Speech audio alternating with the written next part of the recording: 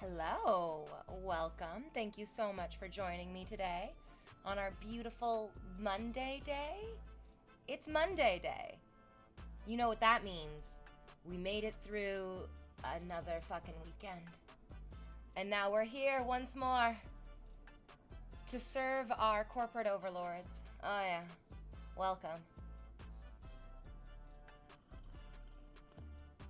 It's been a minute since I made myself some tea. But I woke up this morning and I was like, I think I need it. I need it. I must have the caffeine. And then also just like something to enjoy sipping. Just something to play with my hands. Or to have my hands play with, rather. Yeah. You guys can hear the music. I have no music today. This is so weird. I don't know why the music isn't playing out loud for me, but it's not going. I don't know why. I couldn't possibly begin to tell you. Oh, yay, our corporate overlords. Hooray. Got into a fight this weekend with a friend of mine. Well, a new friend. And he was going on and on and on about like, oh, Snow White was such a disappointing princess. Snow White was such a like let down. Unlike Moana. Moana was like really, really fun and really, really engaging and just like amazing in every way. Except for Moana 2. And then he was like, yeah, Moana 2 was just like terrible. And I was like, well, it's all a cash grab. Like every single part of it is just a fucking cash grab. Moana 1, cash grab. Snow White, cash grab. All the Disney princess movies, cash grab. But they're done with like the wonderful, guise of being like a family friendly story that will inspire children and adults alike. I guess. Yeah. Yeah, it's weird that the music's not playing on my end. This is a new glitch. I don't know.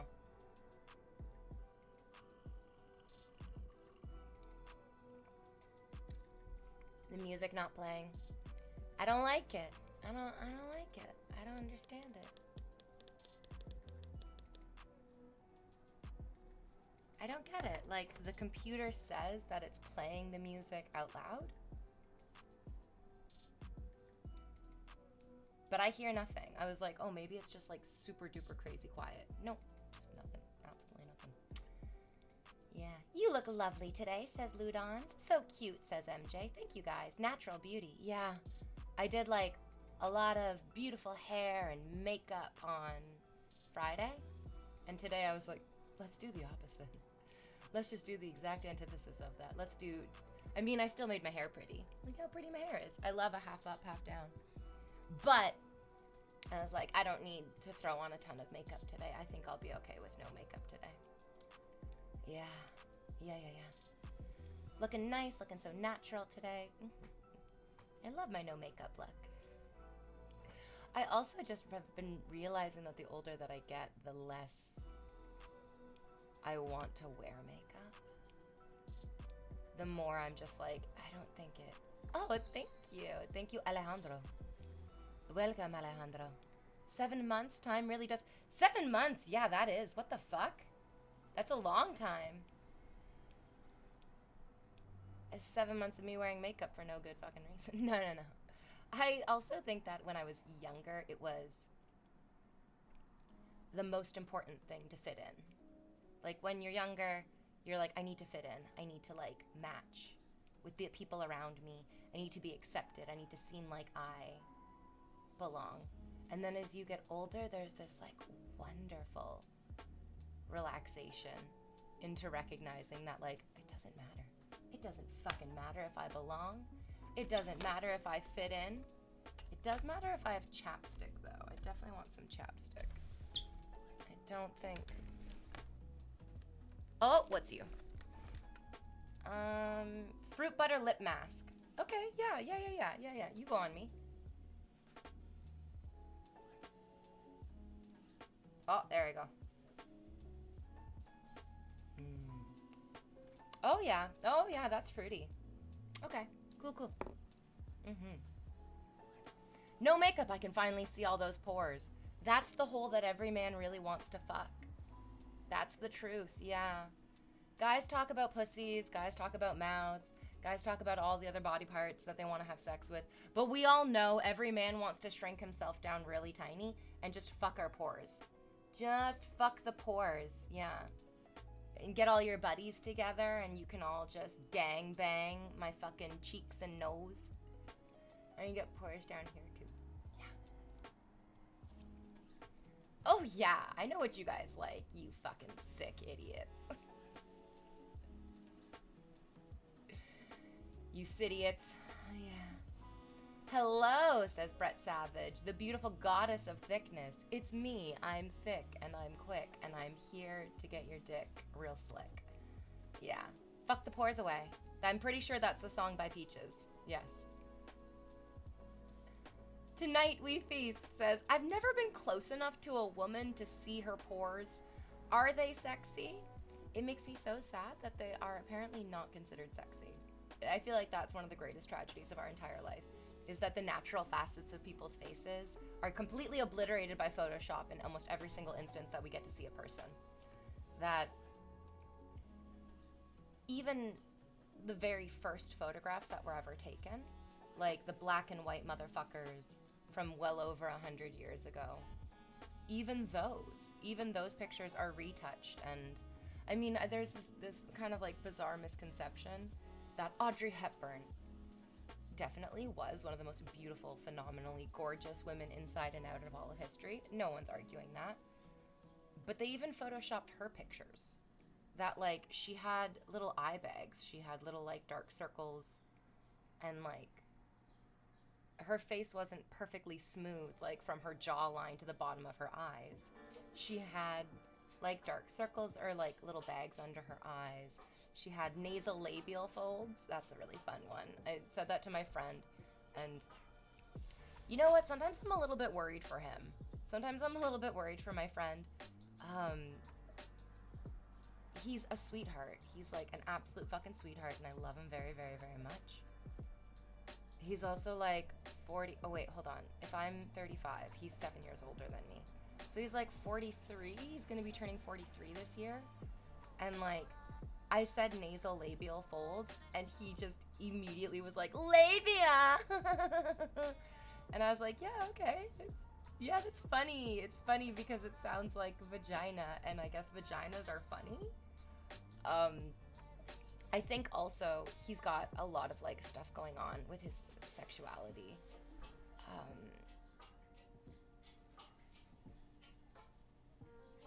It's interesting. One of his friends was like, one of his friends came out to like another person in their friend group. He was like, yeah, I like men. I'm a gay man. Absolutely. And then like my buddy was like, why wouldn't he tell me this? Why wouldn't he talk to me about this? And I was like, well, dude. Oh, Johnny Tight. Welcome back, Johnny Tight Lips. I won't tell anyone that you subscribed, I promise. I was a little bit like, well, dude, like, you don't really talk about like sex or sexuality unless it's to be like a joke or to like laugh at it or to like play with it. It's not really a serious conversation with you ever. And he was like, no, I don't think that's true.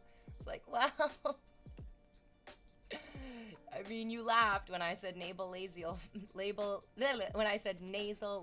folds. So you can't even have like a non-sexual conversation without laughing at sex. Which is really too bad because he seems kind of lonely.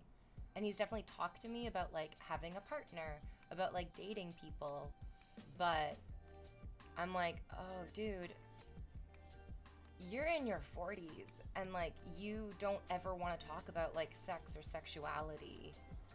That's going to be a really hard sell for a woman because most women who are like in their late 20s or in their 30s, which is I think where he would be dating around, are pretty fucking sex positive and would not be willing to settle to like date a man who has no sexual chemistry. Yeah. Women like sex too. I'm not saying there's anything wrong with like childish jokes. I'm a big fan of a good childish joke. Did you guys watch the trailer for the new Naked Gun movie?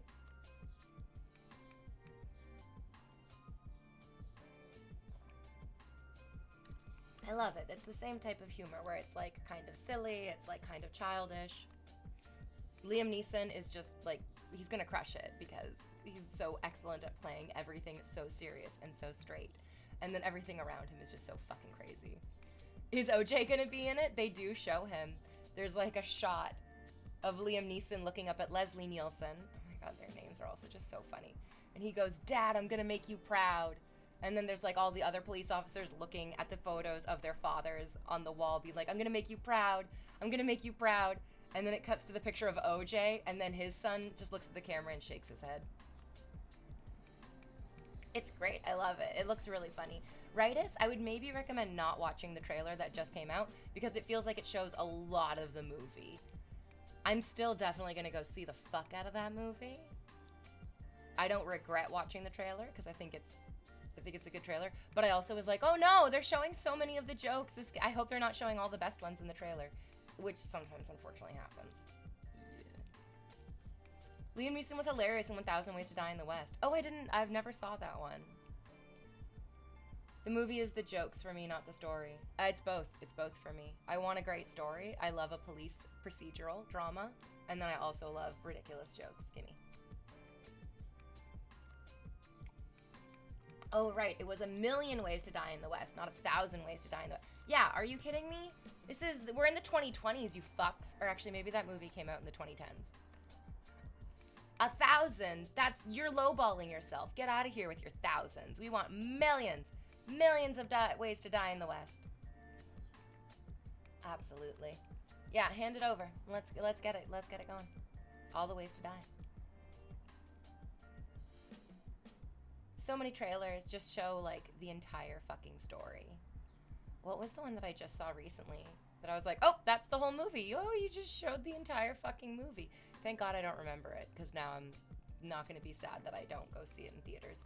But yeah, it's so much of the story is in... I just put it all in the trailers. Yeah. So I guess you love the movie The A-Team. No. Oh my god, no. And not because the movie itself wasn't good, which it wasn't. But I went to go see that movie on the most awkward, uncomfortable, devastatingly terrible date I think I've ever been on in my entire life. If you've been in my stream before, then you know this story. And if you haven't heard this story, strap on. Strap on. Get ready, because you're going to be... It's fucked. It's a fucked movie. The movie wasn't fucked. It was a fucked date that unfortunately ruined that movie. So, in the summer of university, I would move home to like live with my family because I went to university in Toronto, but my family lived in another place, and I was like, okay, there's no point in like staying in Toronto for the summer because all of my friends would also be going home. It was a very common thing to do in the summertime in Toronto when you go to school there, but you live somewhere else. You go home for the summer. So I went home for the summer, and I love exercising. I love fitness, as you can tell from the curvy, audacious nature of my body. I love working out. I think that's probably the most important thing that I cultivated in my 20s, was that I learned that I do love working out. And then when you get into your 30s and your body starts crapping out on you and everything starts going fucking south, you can remind yourself that you're like, oh, I love working out. I love it. I love working out. So I was at the gym and exercising away, as you do, feeling my best exercisey self. And then one of the employees of the gym comes up to me and starts chatting with me, and I'm like, okay, fine. You work here, you're doing your job, you're checking out how all the people at the gym are doing. That was not true. He was not going to check out everyone. It was just me that he was checking out. He would like come up to me every time I was at the gym and chat with me. And then eventually one day he was like, we should go on a date together. I think this was on a Friday. I think it was like a Friday that he asked me to go out on a date. And he's like, what are you doing tomorrow night? And I was like, I have no plans for tomorrow night. But on Friday night, I was going out with my brother and his friends to go like dance at a nightclub. So I was like, I'm busy on Friday night, but on Saturday night, sure, like message me and we'll make a plan. It'll be great. On Friday night, I went out dancing with my brother and his friends, and I lost my cell phone. I hate it. It's the worst feeling. You go out for a good night and then you check your fucking purse and you're like, my phone is gone. I like must have dropped it, or maybe it was stolen. Who knows? So on Saturday morning, I'm like, my phone is gone. I get my mom to drive me to the club that we went to. They check the lost and found. They check everywhere. They're like, no, I'm so sorry. It's we don't have it here. And then that afternoon, we go to like the cell phone store. I forget what carrier I was with, but we go to whatever carrier I was with, and we go and we get me a new cell phone, and they like mostly set it up, and then we drive home. And when I get home, the guy from the gym is sitting on my front porch. I hadn't had my cell phone for over like 16, 18 hours at this point. So I had not been messaging him. And I also never told him where I lived. And I was like, what are you doing on my front porch? And he was like, well, I'm here for our date. It's like, how did you find out where I live? And he was like, oh, well, when you sign up for the gym membership, you give us a bunch of your personal information, like emergency contact and your like address, your postal code and stuff.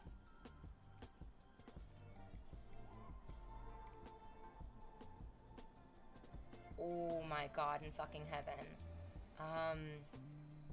I was young. Like, I was in university when this happened. And now I would have been like, get the fuck away from me, you idiot, ridiculous loser man.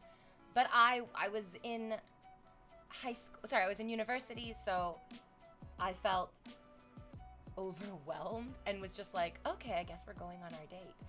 And we went to go see the A-Team. You guys, I'm sitting in the movie theater. I'm trying to be cool about this, like trying not to overthink the fact that this guy just showed up at my fucking house. And I can see out of my peripheral vision that he's staring at me. That he's like staring at me. He's not looking at the movie screen. His head is turned completely to look at me. And he's like mostly watching me instead of watching the fucking movie. And as we're walking out of the movie theater back to his car so he can drive me home, I was like, so did you enjoy the movie? And I was really hoping, really hoping that he would just lie to me and be like, yeah, I loved the movie. It was so great. Such good stuff. No. He just straight up said, I enjoyed watching you watch the movie. Like, you're so expressive with your face and like so delightful. And I was just like, oh my God. This is all so terrible. This is like a nightmare. It's an awful experience all the way around.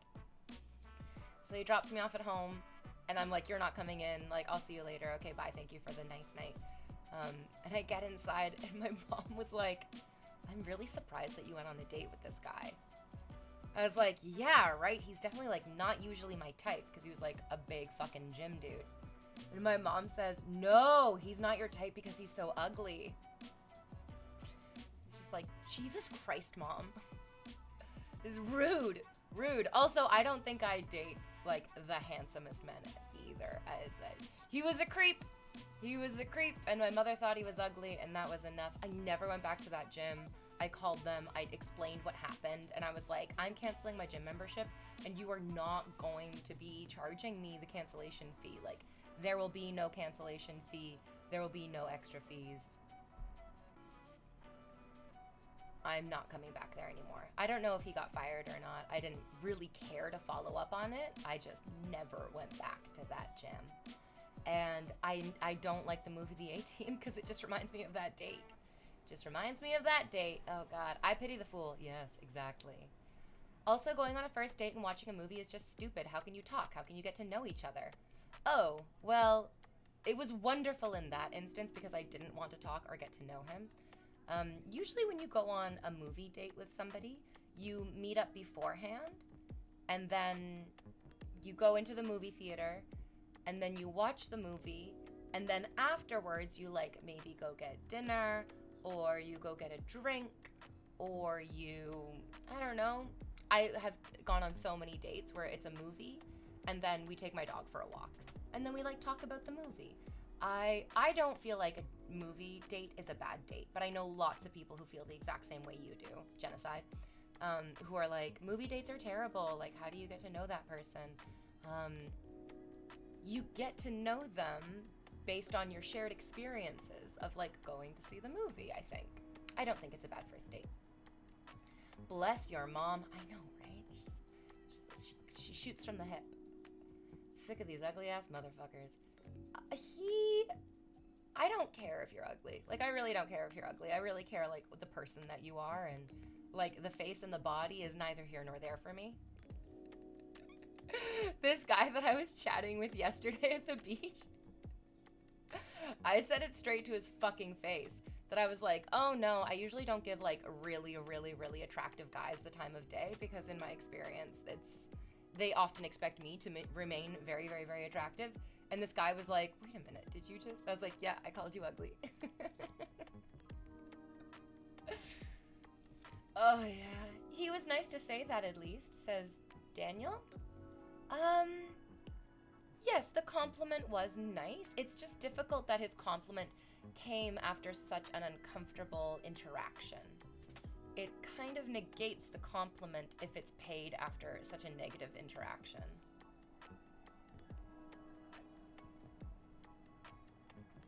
He's a creep, he's a weirdo, what the hell was he doing there? He doesn't belong there. He really wanted to fucking date me.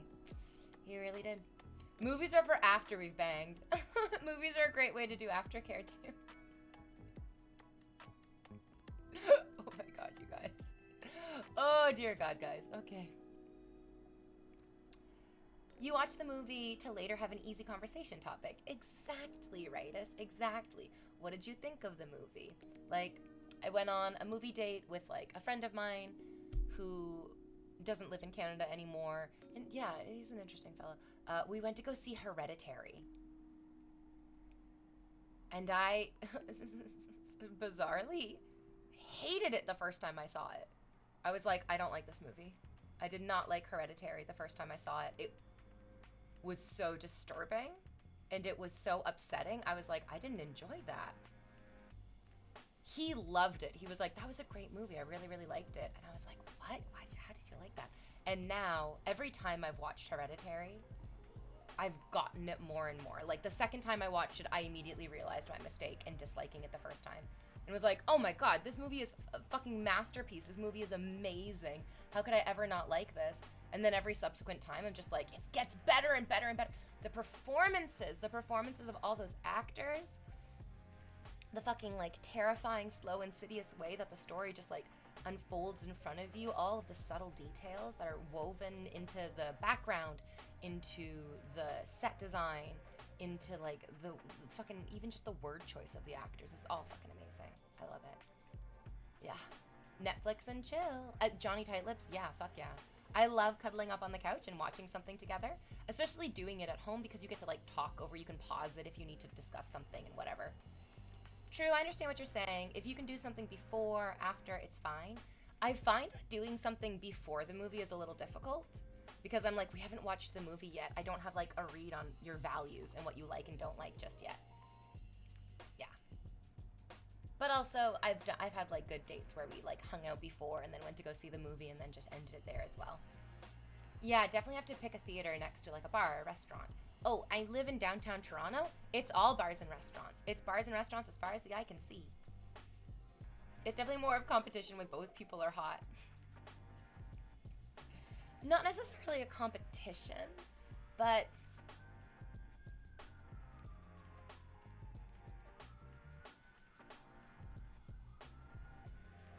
I guess, like, there's, like, a bit of that, like, Gaston worry. Where it's like, oh my god, this guy is, like, so into the gym and this guy is, like, so into his physical fitness. That's great. It's a wonderful attribute. It really, really is.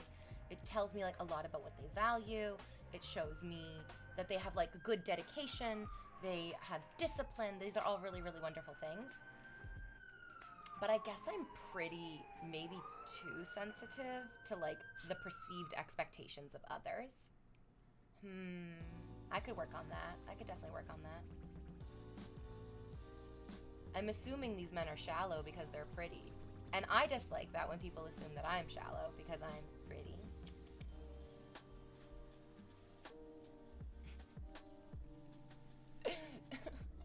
Rightus, baby, it's your first ban of the day. First ban of the week. It's a good one, too. Pretty boys don't deserve the hotties like you because they feel like they don't have to work for it.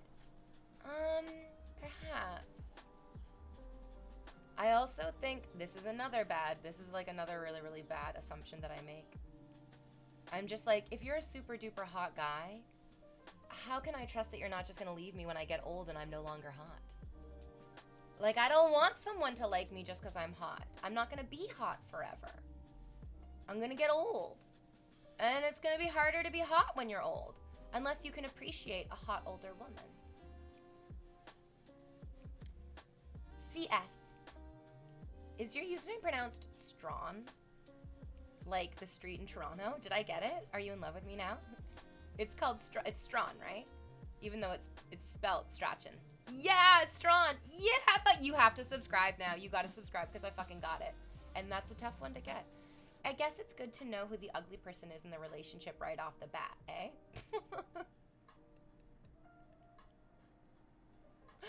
Oh, God. No. No. No. Maybe, though. Yes, maybe you're right. Fuck. Oh, yeah. That movie was so good. I went to Midsommar for our first date, and we tried to bang afterwards, and it was a weird, weird time. I went to go see Midsommar on a date. I also went on a first date.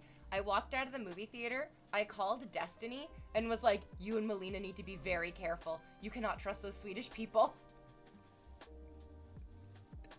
That was not appropriate, but I felt very scared of her because I saw that movie. It's like, oh my God, Swedish people! Oh shit!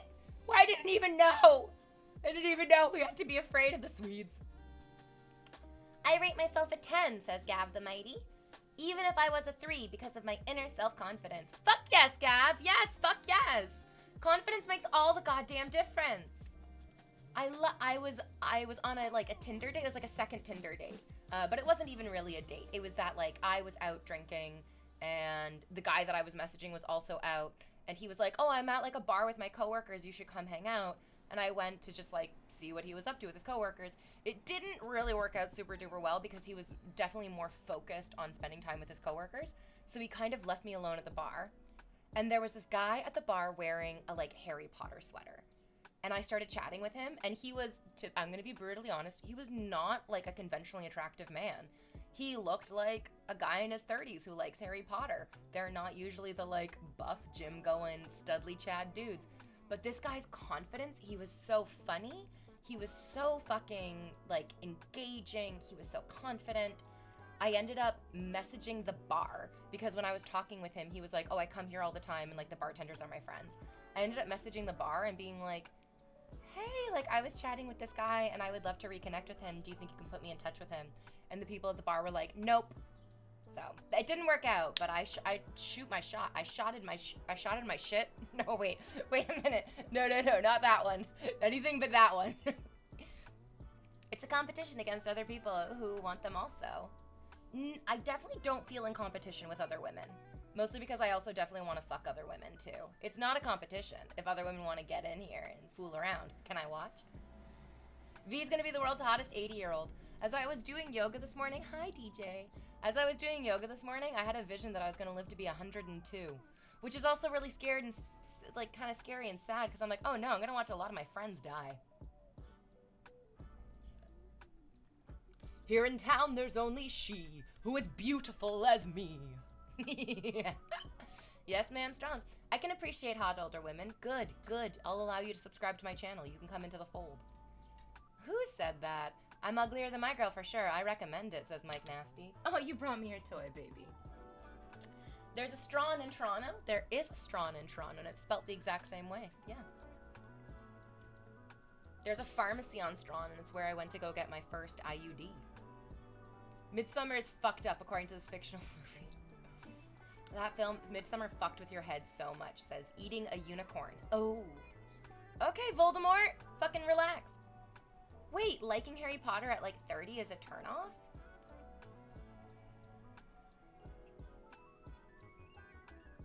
A little bit, yeah. I'm not gonna sugarcoat it. I'm not gonna walk back what I said.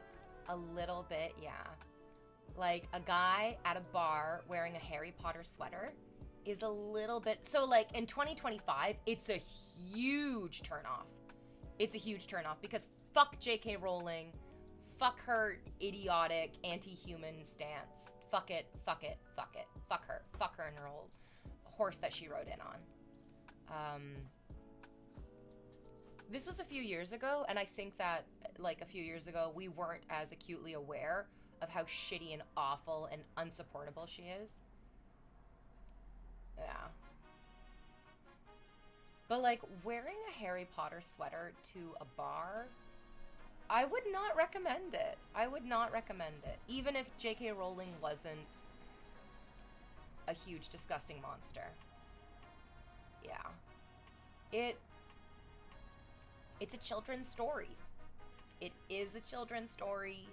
It is for children. It's totally okay that, like, we grew up with it and we enjoyed it. And, I mean, like, look at all my childish things. Absolutely. For sure. Oh, again, I'm just saying this for me. I'm not speaking in broad general terms that, like, every woman is going to find this unattractive. Absolutely not. There's going to be a ton of women who are like, I love that you're wearing these things. And I think it's a total turn on because I too wear these things all the time. I'm saying for myself, it's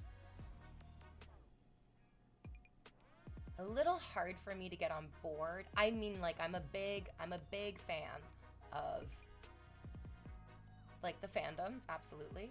What about Pokemon sweater? You know what? I think I'd be more into the Pokemon sweater. Yeah. Isn't that so funny?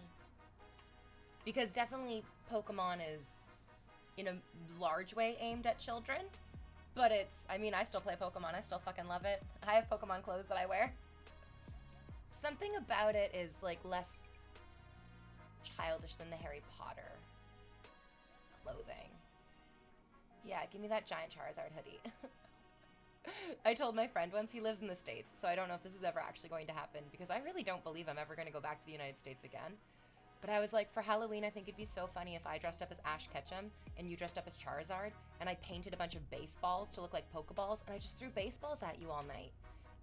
He's a hardcore masochist, so he really wants me to hurt him.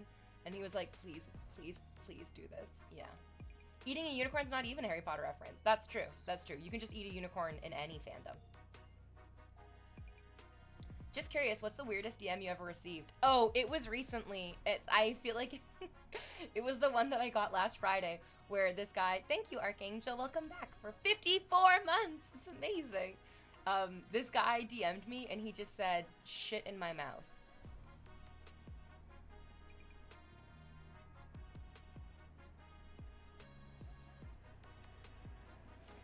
Oh. Rightus. Oh. Oh. Good Lord. Oh. Oh, do you know the Reddit story of that? There was a guy. It was a legendary Reddit comment. This dude in the Reddit thread, what was a fetish that you had that you tried out and you realized you did not like? And this guy was like, I had a scat fetish. I had a scat fetish, he said. He's like, I used to, like, fantasize and daydream about being shit on by a woman. I would, like, watch all the scat pornography. I would just, like, get real hardcore into the scat, everything. He was ready for it. And then he was like, and then I realized that it was time for me to, like, take it into the real world. And I think he hired a prostitute to do it. I don't think it was his partner. God, was it his partner? I really hope it wasn't his partner. I genuinely hope that he hired just a prostitute to do this. And he was like, the minute the shit. Oh, he did hire an escort or whatever. Okay, excellent, wonderful, wonderful. Doing this with your partner is, I feel like it would kind of ruin the relationship. He was like, the minute the smell hit him, he was just like, no, I hate it. I hate it, I hate it, I hate it. And that's really the thing. It's the smell.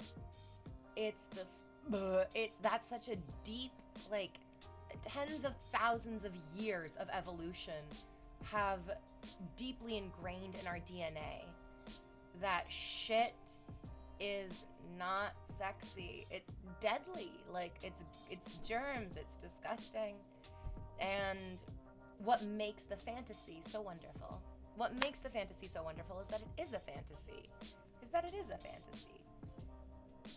Yeah. It's rare that, like, the fantasy is as, the act of living out the fantasy is as satisfying as the fantasy itself. Most often, we get the most satisfaction from just daydreaming about it, from just like thinking about it, from fantasizing about it. It is not the same. Murph, welcome. Murph, thank you so much for subscribing. You're a hero for subscribing in the middle of this conversation. Jesus. Yup. I can't do this. See you later. Sorry, Strandberg. Have a good day. What goes wrong in your life to even want to try that? Nothing. It's the nature of fantasy. It's the nature of fantasy to daydream and to fetishize what you never get in your daily life. It's the thing that you never get in your daily life that becomes so erotic and so fixated in our minds. It's the furthest thing, like, very few of us have actually ever been shit on. Many of us who have ever had to come near shit. I also imagine that this guy did not have younger siblings growing up, did not do a lot of babysitting, because, oh, like, I was a summer camp counselor, I've worked as a babysitter, I've worked as a nanny. Like, I can tell you straight up, no.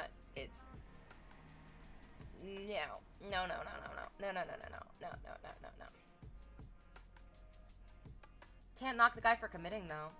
Proud of him for taking it all the way, yeah. It's a literal germ brick, yeah. I have one buddy who has a chin fetish.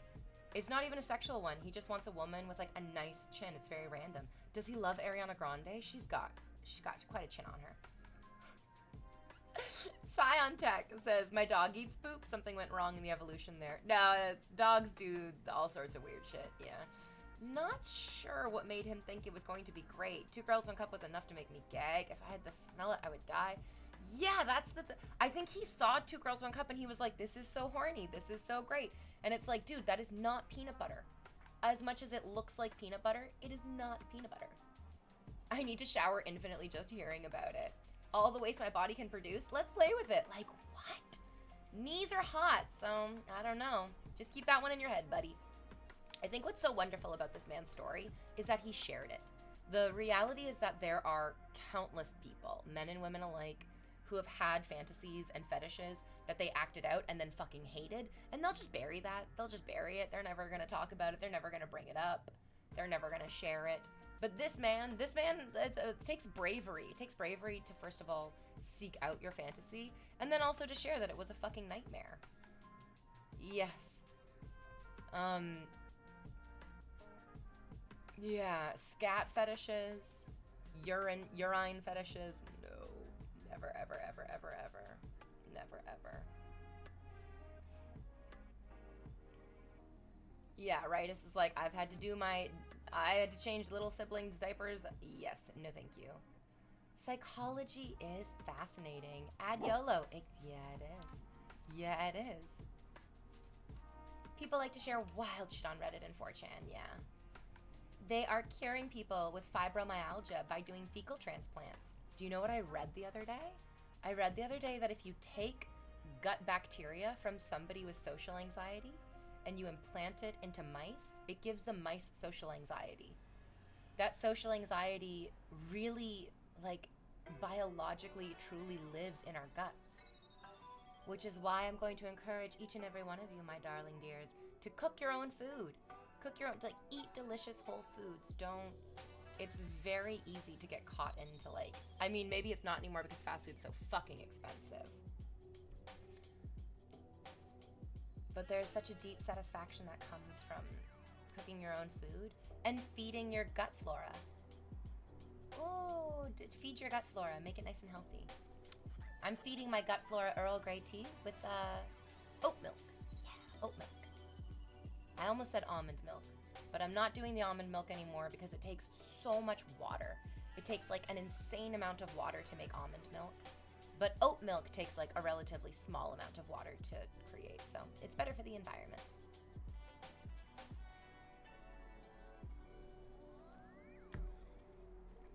Yeah, also they found that people with fibromyalgia, when they transferred that gut flora into mice, it would give the mice fibromyalgia. Our bodies are insanely fucking complicated machines. It's wonderful and amazing and also really terrifying because like you flick one bad element into your body and it crashes the whole entire fucking system. And it can't even, I mean, and that bad element that you flick into your body can even just be like your own bad thoughts. Just fucking, when I was reading a lot about like childhood abuse and childhood trauma, it talked so much about how children who grew up with physical, psychological, sexual abuse are way more likely to develop rheumatoid arthritis.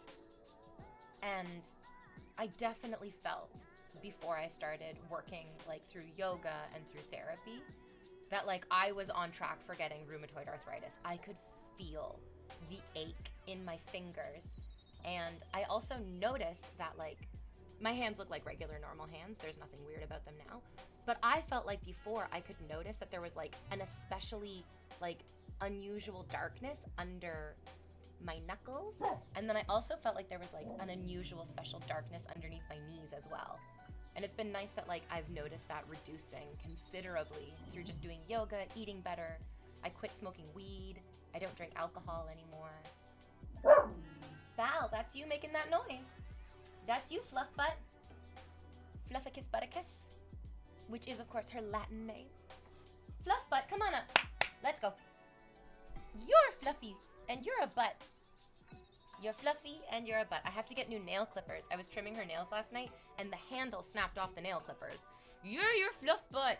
You're a fluff butt. She's the handsomest little man. Everyone thinks she's a little boy. She's got that little boy face because of her little goatee. You got a little goatee.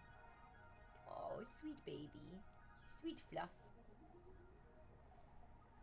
I like when West BTW called her a burnt chicken wing.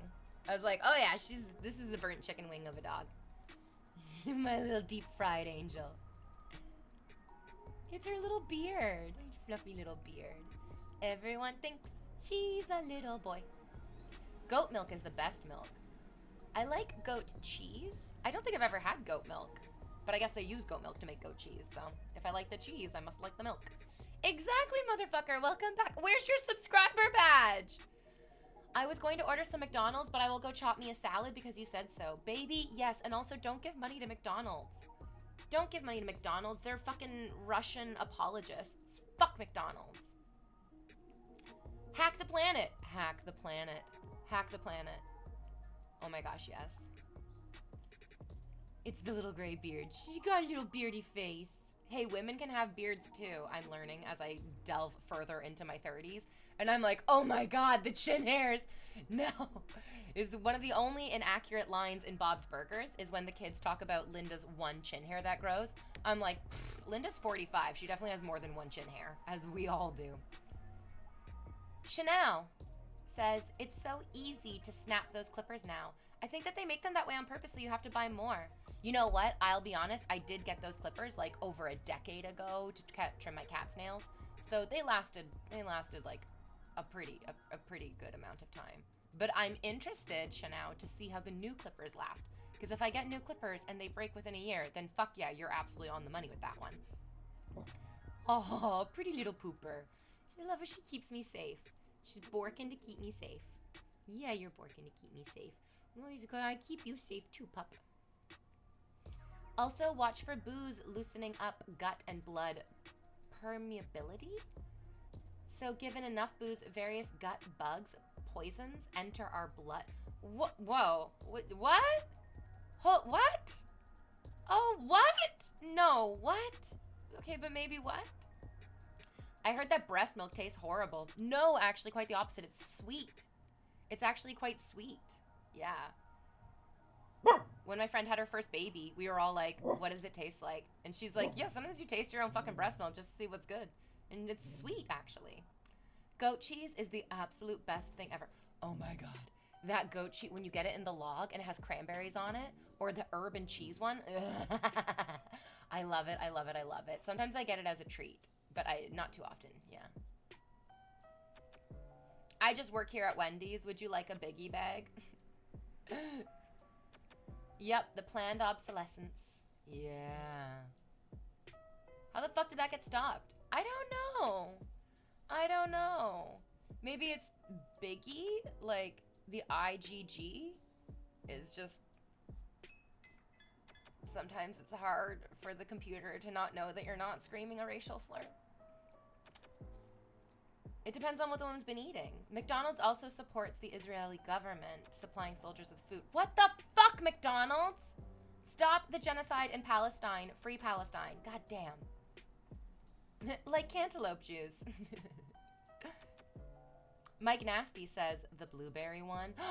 I haven't tried the blueberry goat cheese. Oh my god, that'd be so good. The sweetness and the tartness with the creamy goodness of the cheese. Oh, fuck yes. Fun fact, you can eat goat cheese if you are lactose intolerant. Goat cheese does not have lactose in it, that's true. It's also much lower in fat, so it's like a healthier cheese as well. I love feta and I love goat cheese for that very reason, that they're like the healthy cheeses. Comet Balls says, Dragon Flamed Burger was pretty good, even though I'm not a fan of bacon. It was still pretty... Not a fan of bacon? Not a fan of bacon? I'm sorry, I don't understand.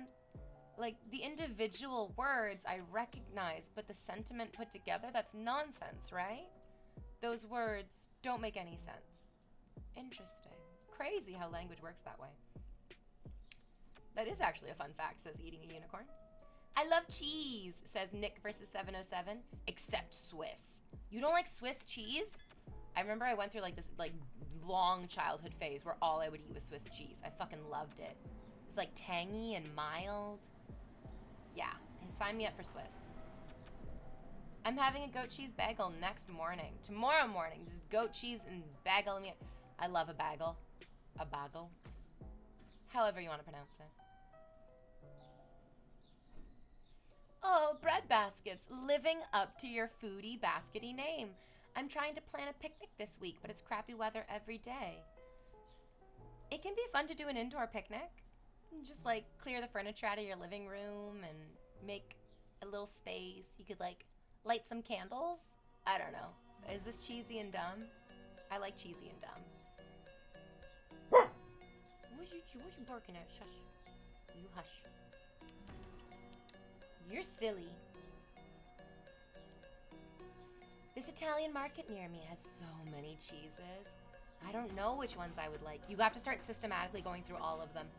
That's the only way, Dashing. That's the only way. Get as an Excel spreadsheet going of cheese. This is how you...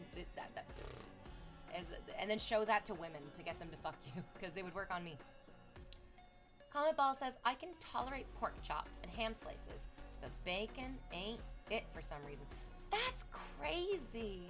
I long suspected that you didn't have a soul, but there is the confirmation. Wow. Wow, what the fuck? That's crazy. Oh, Britta's in this? Pork. You should try Pecorino Sardo, the best Italian cheese. Told you, buy an Italian. Oh, delicious.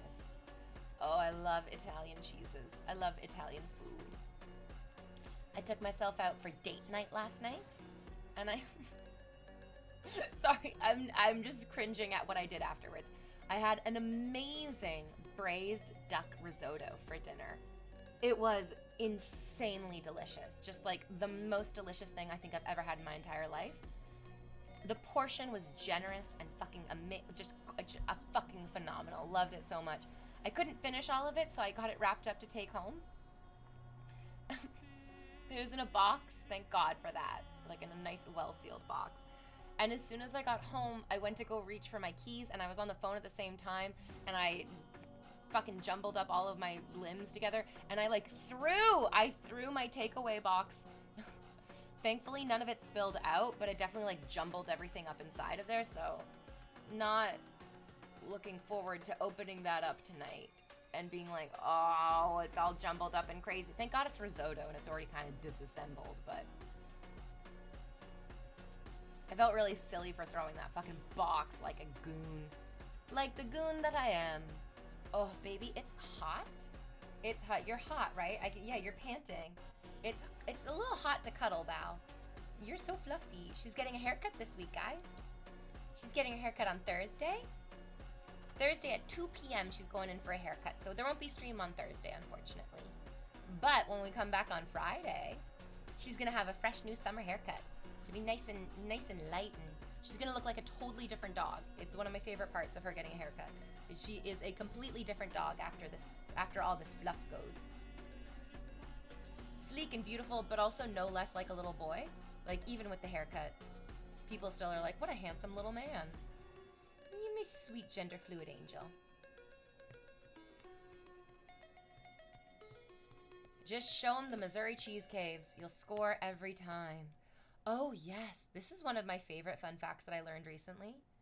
That every country, not every country, but America, Canada, and then like Europe, some European nations as well, have expansive cheese caves.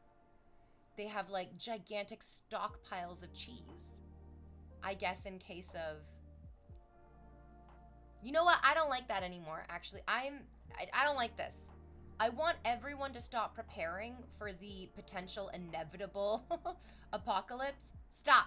Stop preparing for it. I don't want more preparations. It makes me incredibly anxious that so many of the wealthiest people in the world have poured so much money into these like bunkers and shelters. I just want to be like, no. No, none of that. Stop that. Stop planning for that. You're manifesting it, you idiots. Was it Huey, Dewey, or Louie that got in that risotto?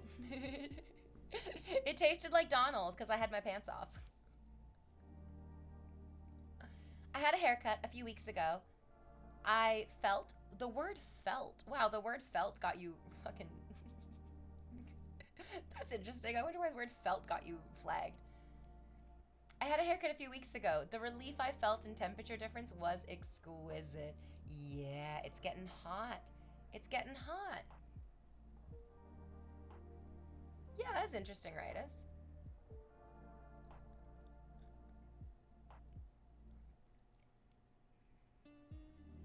Yeah, that's wild. The bunkers won't save them. The bunkers are so fucking pointless. Rich people don't want to survive in a dead fucking world. Rich people want to get richer.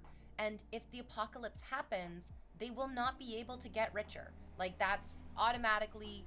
The thing that the apocalypse is going to immediately eradicate is going to be this level of late-stage capitalism. It is one of the most comforting and also depressing thoughts that I've had recently.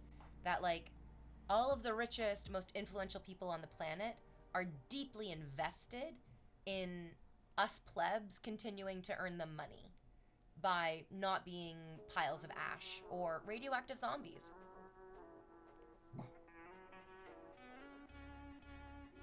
Yay, dog! She's a good dog.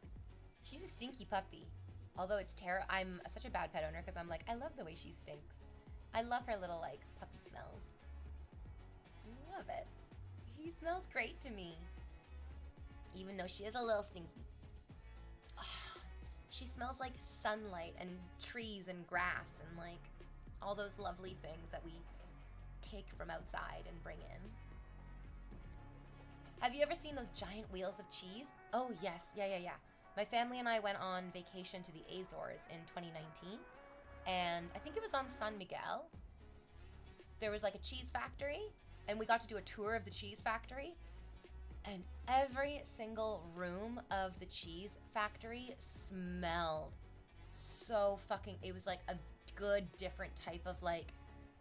That like really delicious, cheesy, kind of earthy...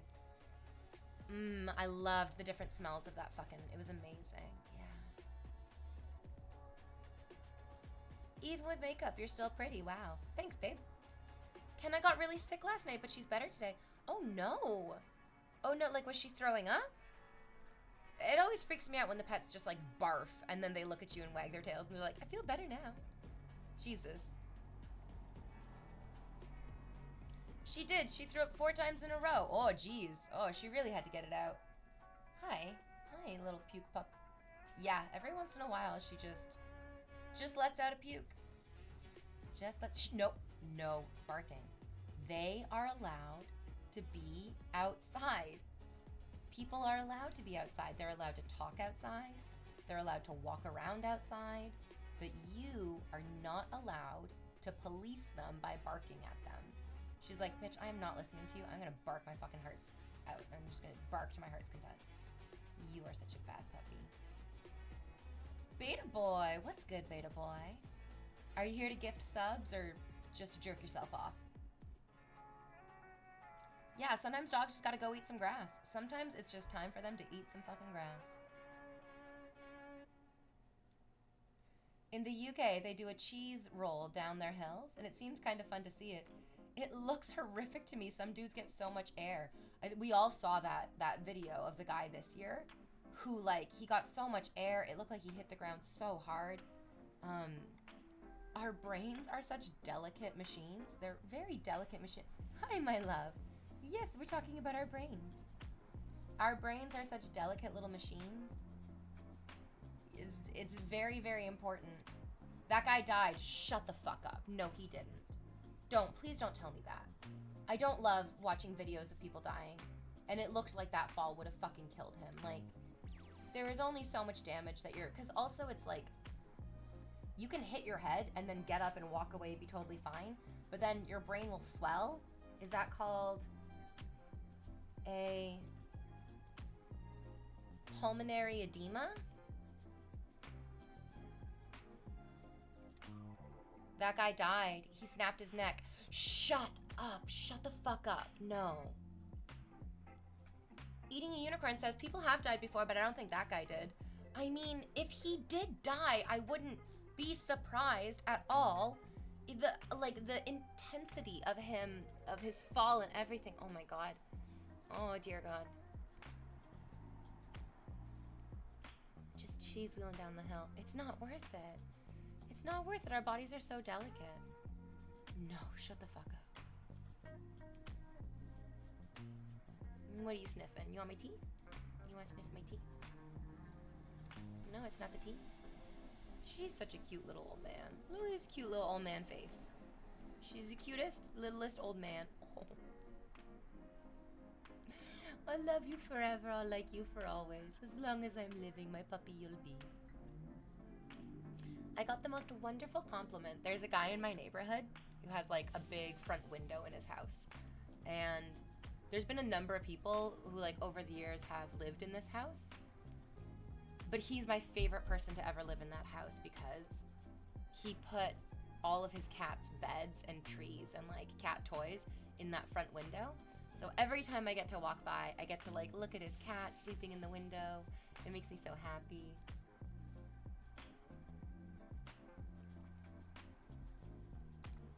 And the other day he was sitting on his front porch and I was like, I love your cat. I love your cat so much. And then my dog, I was taking her for a walk and I was like, can she say hi? She like loves making friends with people. And he was like, oh, how old is she? Because everyone thinks she's a puppy. She has like really, really big puppy energy. And I was like, oh, she's gonna be 8 in September. Actually, she's not a baby, but she's just like an eternal baby.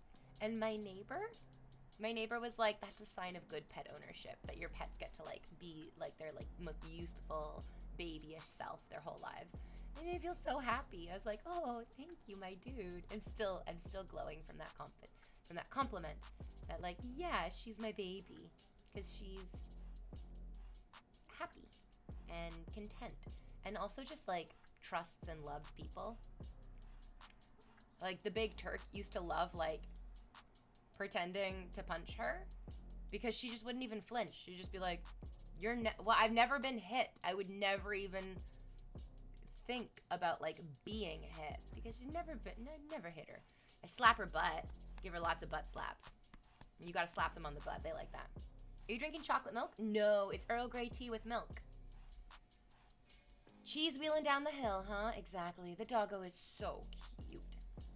Breaking your body for cheese, I don't think I have anywhere near that level of commitment to anything. I mean, when you put it that way, I would rather die and break my body for cheese than like die on the job. Like, die for, like, some CEO to get an extra 25 cents or whatever. Hello, pup.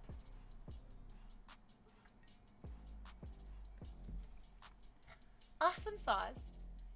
You hate the book I Love You Forever, I'll Like You For Always?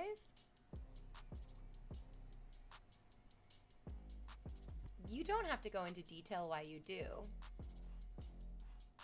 But why? But why do you? I loved it. I thought it made me cry. Oh, good. Right? It's saying I'm only seeing 2 people that were taken to the hospital, nothing more. Okay, good. Okay, yeah. Do they get to keep the cheese if they win? Is it especially good cheese? He may have died doing what he loved, attempting to acquire dairy. Yeah. He survived. He just looks like Munster? Wait, is it a cheese pun? Yeah. Can I pet that dog? This guy's first comment, what happened to you? I'm sick and I'm dying. That's why you have to give me all your money. You used to look so pretty. Oh my God in heaven. Oh, dude. Oh, thank you. Thank you for confirming what I always knew, that men are idiots. Oh my God in heaven. Good job, Ritus. I'll tell you. That's the one where the mom breaks into the kid's house, right? Yeah. She like puts the ladder up against his window and climbs up, yeah. There's always going to be a subsection of men who are like, the only way that you can be beautiful is if you look like you have an Instagram filter on your face. And that's totally fine. It's great. It makes me feel so happy that I am not attracting those types of men. Yeah. Still looking pretty hot to me. What a thing to say. What happened to you? You used to look so pretty. Like, oh no, I do not want to look pretty for you, motherfucker. I do not want you to find me attractive. No. And also, there's a huge problem with people just being like, you're only attractive if you have makeup on. Like, ugh. Oh, dudes.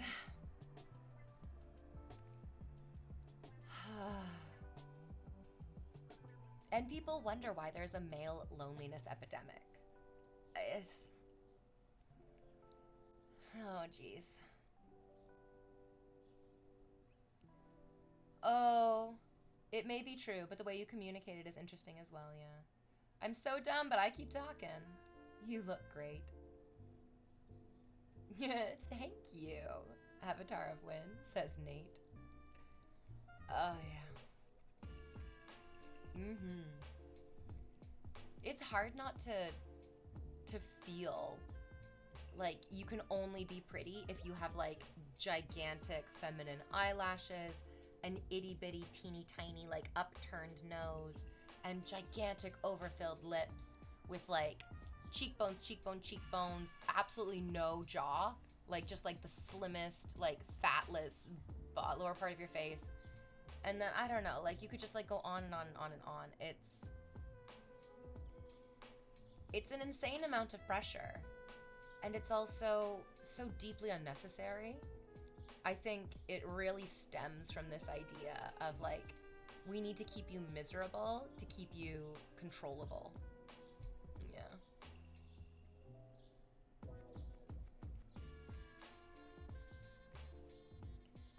Real talk, says Eating a Unicorn. When my lady wears makeup, she's still gorgeous. But she is makeup gorgeous, not like natural gorgeous. It's different. Yeah. I love wearing makeup. It makes me feel like very fancy, very beautiful. But it is also a little frustrating that like, I recognize that when I do my makeup, I'm doing it because I want to wear it. But I am, whether I want to be or not, deeply influenced by what's popular, like what the popular trends are. What is everyone else doing? People crave this look. That is peak femininity, and you are just not ready to accept it yet. The lip filler doesn't look right to me. Well, here's the thing. There are a lot of people who get lip filler done, and it looks beautiful. It's really wonderful. It can help, like, balance their face because beauty is like mostly in the balance of all of your features together. We notice bad lip filler way more than we notice good lip filler. Like, good lip filler, you won't even really notice is lip filler. But bad lip filler will look like those like gigantic, tight, overstuffed sausage lips. It's hard to say.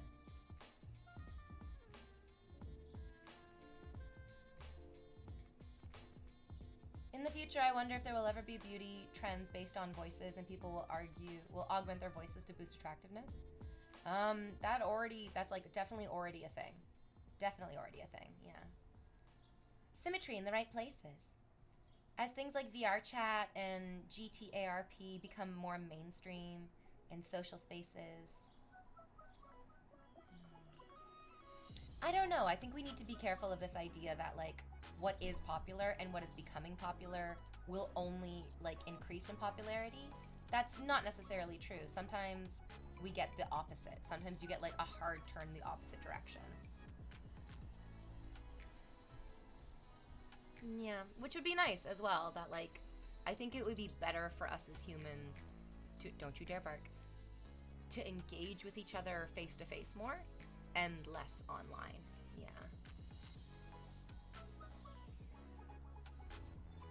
Exactly right, Is. I spent way too much time on VR chat, and I'm not gonna lie, it is a toxic space. Our brains and our bodies developed over tens of thousands of years in really specific ways. And I've talked about this a lot, but please like look this up and do your own research about this. But we have these really special magical cells in our brains called mirror neurons. And the mirror neurons activate when you are in the room with somebody, when you see them face to face. The mirror neurons are so intrinsic for empathy and sympathy and just like understanding the people around you. And I don't think that those mirror neurons can be activated through online interactions, which means like that deviation that just happens in a very small molecular way in our brain can fucking spread out in, I mean, exponential ways. Yeah. Okay, I'm gonna take my first break. I'll be right back, guys. Don't go anywhere.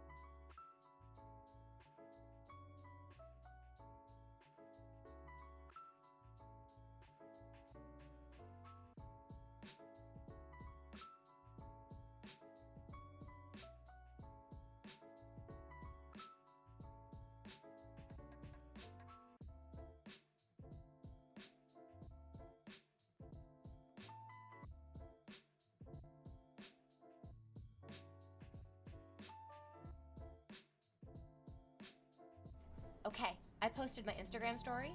You should go check it out. If only for the song. I love Belinda Carlisle's Heaven's a Place on Earth. Perfect song. Amazing. It's an earworm. You're going to watch my story and you're going to be like, uh-oh, this song's stuck in my head all day. You're welcome. Hi, Snowing Fire. Hey, V. Hey, chat. Hey, Bal. How are you doing today? So, after reading your message, Snowing Fire is responding to eating a unicorn. Have you ever seen the exact opposite where makeup is like a turn-off, without it is just natural beauty? I mean, I've definitely... you know what? To be honest, the like super popular Instagram face, there's it's really, I don't know, I'm sorry, I don't want to be so depressing about it, but there is a trend towards like every celebrity, every influencer, every person who shows their face in like a capacity of their like life or work or whatever, all getting very similar faces, like very, very similar faces. And this makes sense, like not in a good way, but it makes sense when we also recognize that there's a sort of devastatingly common trend to be inhuman. There was a podcast, and this clip went viral on Reddit, at least that I saw, from this podcast, where it's a group of guys, and they're talking specifically about Joe Rogan and, like, I think Jordan Peterson type people.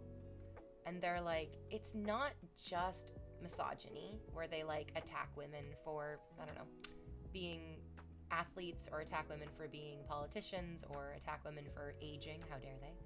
They're like, it's not just misogyny, it's not even just racism. It seems to be this like intense push towards anti-human. It's just like any person who seems like a human in any way, they're a human in that they like love other humans. They're a human in that they're aging. They're a human in that their like face has wrinkles, or they have like crooked teeth, whatever. It is this like really intense push towards being like something other than human, better than human, I guess, in their imagination, but it's not at all. And I feel like that's kind of what like a lot of the aesthetics of like Instagram and TikTok, and maybe, I don't know what's going on Twitter, so I'm not even going to include that.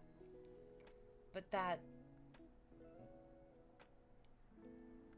looking like a mannequin, like looking like a doll, looking like a painting or a picture, instead of looking like a person, is deeply rewarded by the algorithm.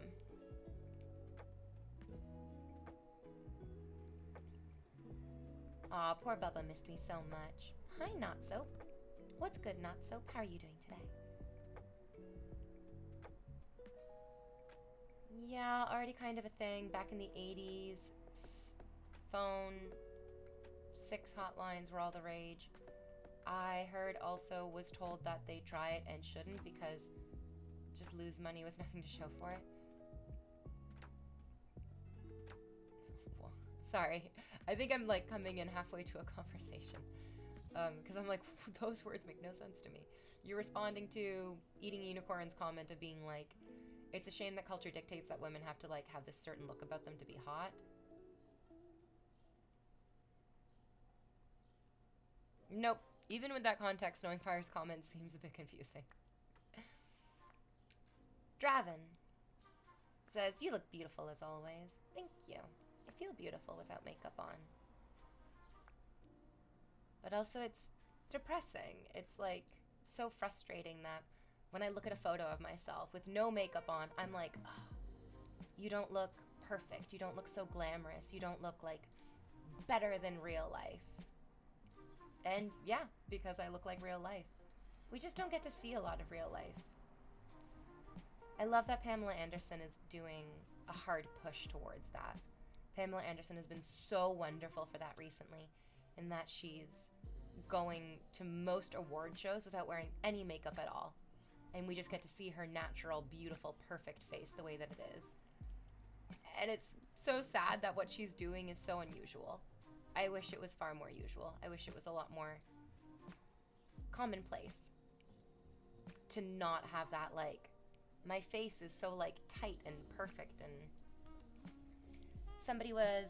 there's like a meme showing, I think it was Anne Hathaway. It was like, this is Anne Hathaway in 2006 when she made The Devil Wears Prada.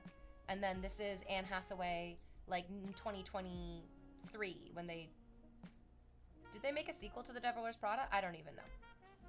And everyone's like, oh my God, she looks so amazing. Oh my God, she looks so awesome. And it's like, yeah, she's had tens of thousands of dollars worth of cosmetic procedures done to her face. She's changed the shape of her eyes. She's changed the shape of her nose. And she's changed the shape of her, like, lips and jaw and cheekbone. She's, like, changed every part of her face. And it's so sad that that's celebrated as, like, she looks so good. It's like, well, she would have also looked so good without changing all those things about her face. If you don't look like those aliens from Prometheus, you're just ugly to them. Yeah, it's the only way to be attractive, is to look like an alien from Prometheus. Yeah, my sentence structure seems backwards sometimes. I think it's the ADHD I've been training with. It makes mine, worse. It's cool, Snowing Fire. I think also it would be beneficial if you want to have these conversations if you did it on DMs. I think that, like, having the conversation that you want to have with another chatter through DMs is going to be a better way of communicating with them. And then it's also going to take the pressure off of, like, getting all of your thoughts out quickly in chat, because you'll have time in the DMs to actually communicate with one another instead of doing it in Invader V's Twitch chat. Yeah. It's okay. I don't mind that you guys are connecting and having a conversation. It's just a little bit weird to feel like the third wheel in my own Twitch stream, where I'm like, oh, you guys are having your own conversation. I'll just, I guess I'm just like the stage for your show.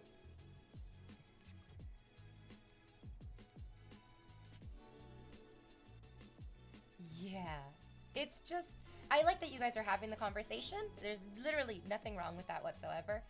But it's also just nice to be able to include everybody in the conversation. Culture does dictate women with makeup look better. Women hold themselves within their own circles higher than they need to. Women hold themselves within their own circles higher than they need to. La Frogère, are you a woman? Because I'm gonna, like, wholeheartedly disagree on that point. That women do not hold other women too high in their own circles. My experience of, like, female friendship and interactions with women, as a woman myself for my entire 35 years on this planet, is that men tear down women's looks much harder than women tear down women's looks. I have very rarely had a woman comment on my looks either way, but when women comment on my looks, it's usually in a very positive way. And I have had tons and tons and tons of men comment on my looks, and it's definitely not 50-50. But men almost seem to take it personally, and they get like inflamed, angry. If I mean, like that guy who came in and was like, what happened to you? You used to be so pretty. Is like, he's speaking as if I've done something to him. Like I took something from him. I took my prettiness from him. Just because Jane Doe down the road wears makeup doesn't mean that you need to too. I can say that as a man. Oh yeah, that makes sense. That most men prefer whatever you want to do as a woman. I disagree. I've never heard a man say that. Yeah, but you're a man. Yeah, but you're a man.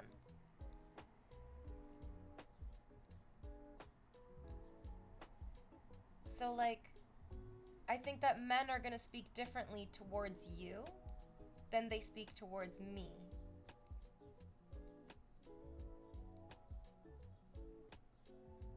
The truth is, if a woman ever comments on me not wearing makeup, it's to tell me how beautiful my skin is. 100% of the time. You have beautiful skin. Wow, so gorgeous. But I've obviously had a ton of guys. Unfortunately, just like that one dude who came in a minute ago and was like, "Oh my god, you look disgusting now. You look terrible now."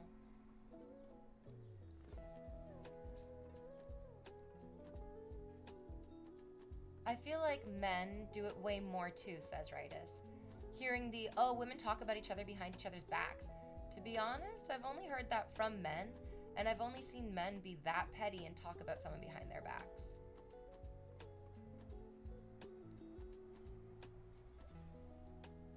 Yeah, in my experience, which like is again just my own experience, there was a lot of cattiness and bitchiness in my friend group of girls when we were in high school. And so it makes sense to me that we were in high school, we were children, and we were trying to navigate. Hello, Mr. Zero Cool, welcome back for 21 months. In high school, we were trying to navigate, like, how do I feel secure? How do I feel belonging? How do I feel popular? And in high school, it's really, really easy to just be like, if I tear down other people, then I myself will be elevated. But most women definitely grow out of that. Absolutely. I remember when I was little, I asked my dad, "When do men hit maturity? When do men mature?" And my dad said, 3 months after death. There it is. LaFrogger says, "Yeah, but he's just an idiot and he's trolling." I mean, that doesn't take away from the fact. I mean, I feel like you're just moving the goalpost now. Where you're like, well, yeah, I see that you have evidence of that, but that evidence doesn't count because you just decided that that doesn't count? You look younger without makeup and have freckles. I do look younger without makeup, and I do have freckles. Yes. Mature to the point of being more than a crab in a bucket. Exactly. Very crab in the bucket. Yeah. Dad win. He's right. He's right. 3 months after death. It's Diz says, fact. It's not all men, but it is common. Men will take their preference and claim anything else is bad. Too much makeup, not enough makeup, too thick, too thin. Usually those are just the incels, but they're so self-absorbed and arrogant usually. It's an overcompensation for their own insecurities, yeah. They can like point out other people's quote-unquote flaws. Joe Schmo says, I like that line. Yeah. Hi V, you look amazing today. Wow. Thank you, Stab God. Thank you, Stab God. Same type attack bonus, God? Is it from Pokemon? Or like, are you stabbing people like a shiv in prison? No, but you get idiots on both sides of the post.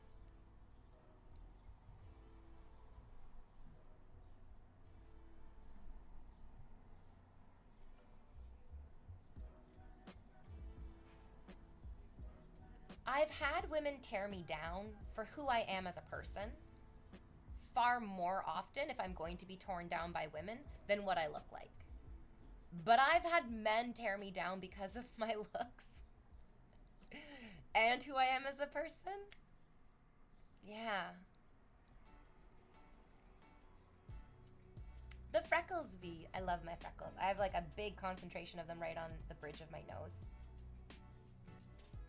Also, hey, good to see you. What's good, it's Diz? You're not subscribed. This is a travesty. I just enjoy, says Orenthane, women not wearing makeup because I get to see people without the mask, but it's not my place to tell anyone what to do.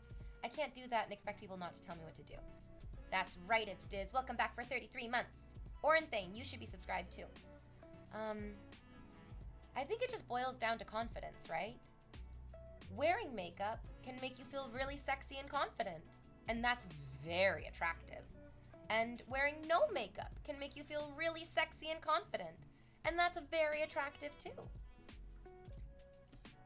Oh, that's a great picture. And my smile, you can see all my little lines and like all my good stuff. Madagascar, welcome. Welcome for 4 months in a row. All men are dumb, he said, myself included. We're all pretty dumb, yeah. I feel like women have a really deep understanding about how much pressure and how much work it goes, how much it takes to like be attractive. It takes a lot of effort, it takes a lot of focus, it takes a lot of skill to be an attractive woman. And so, knowing all the effort and the work that's put into it, I feel like women are more appreciative of it. Whereas guys, unfortunately, often just feel, because they don't see the work, and they don't see the effort, and they don't see the skill that goes into it as well. To like shape your eyebrows, to do your makeup, to style your hair. These are all incredibly different and complex skills that women dedicate their lives to focusing on and honing. And then guys will just be like, oh, her lips are too thin. Her chin is chubby. She's fat. And it's just like, oh my God in heaven, you have no idea how much work goes into just like looking normal. Was busy getting a drone license. No more distractions now. Ooh, drone license. Oh, that is gonna take your media creation to another fucking level, right? As I'm excited. What do you think about guys who wear a bit of makeup, just concealer or whatever? The confidence to do it, the skill required to do it well is very attractive. Proficiency is sexy. Proficiency is sexy. No makeup. Hell yeah, you are gorgeous. I love wearing no makeup. I do love wearing no makeup. It does make me feel very pretty. And it's just my face. It's just my skin. But I've taken good care of my face and my skin. It makes me very proud to be 35 and feel healthy. And then to have that healthy feeling also translate into my fucking looks. It's amazing. Your legs are so silky smooth too.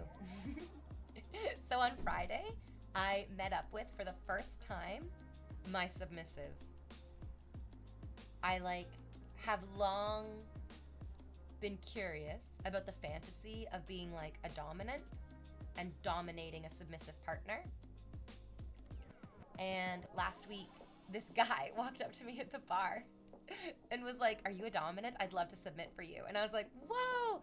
He was very eager. It was a little bit overwhelming. He read the room.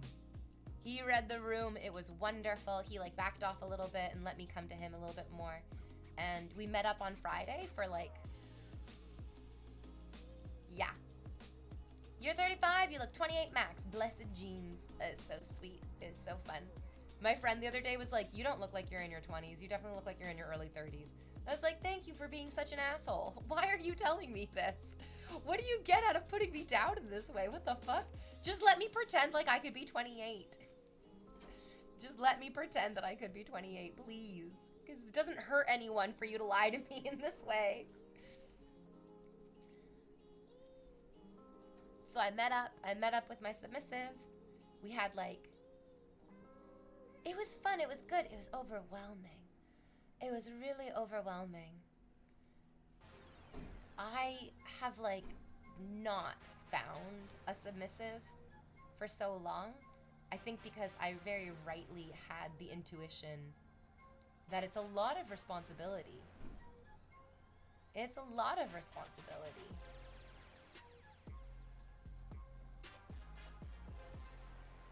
Every other minute, he was looking to me to be like, "What are we going to do next? What do you want to do next? What can I do for you next?" And it's fun being in control, absolutely.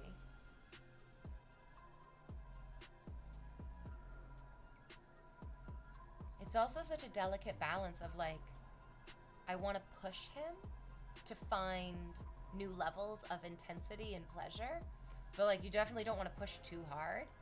You have to really read their body language, read their face, read the like subtle signs. But anyways, the thing that he kept telling me, he's like, your skin is so smooth. Your skin is so soft. I was like, thank you.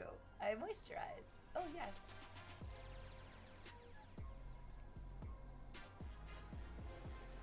Bro had the all-seeing eye, right, Joe Schmo? He just like saw directly into my soul.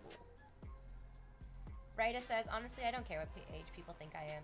Ritus, it's a very female thing that you want to like look as young as possible for as long as possible. And this is a direct result of like first wave feminism. So for a long time I'm only going to speak for Western societies because I really cannot begin to talk about other places of the world. But for a long time, adult women were the peak of sexuality and sexiness. It was adult women that were like the most sexy and the most sexually appealing. And unfortunately, the reason why like adult women being the most sexy and the most sexually appealing was because men loved that they were submissive to them. You have like a whole adult submitting to you, it really boosts your fucking ego. Obviously, feminism came around and women were like, we don't want to submit to you. We don't want to be subservient to you. It's not sexy for us to be a rug under your fucking feet. So we're not going to anymore. We're going to start doing our own adult sexy things for ourselves. Our sexiness is for us. It's not an act to try to appeal to men. And as a result of that, men started fetishizing little girls. It was a very weird twist and turn. Poor Brooke Shields was like kind of the first one in Western society. This is also not my opinion. This is like Brooke Shields has spoken about this at length, about how she was Pretty Baby and how she, as like a teeny tiny little girl, was so intensely sexualized. And when women said, we're going to be sexy for ourselves, men said, well, then we're going to sexualize children who can't do anything for themselves. Literally, children can't do anything for themselves. That's what makes them children. And what became sexy was like being as young as fucking possible. And it wasn't because that is genuinely sexy. It's because it is a state of vulnerability, an inescapable vulnerability that all children occupy. And so now women want to look as youthful and as young as possible for as long as possible. Like, being a female celebrity must be so suffocating because none of them are allowed to age. Like, if the intense backlash that Pamela Anderson got for not wearing makeup, for like letting her face age naturally, is just deeply indicative of that and so fucking frustrating. But it's because we really sexualize the youngest of the young women, but that's never been true for men. Men are allowed to get older, men get more attractive the older they get, but then women do as well. It's just difficult because as a woman gets older, she also often becomes more confident, often becomes more intelligent, often becomes more mature, and then that makes them harder to be taken advantage of. It makes them less vulnerable. And that compliant, manipulative attraction is, not great. Not great.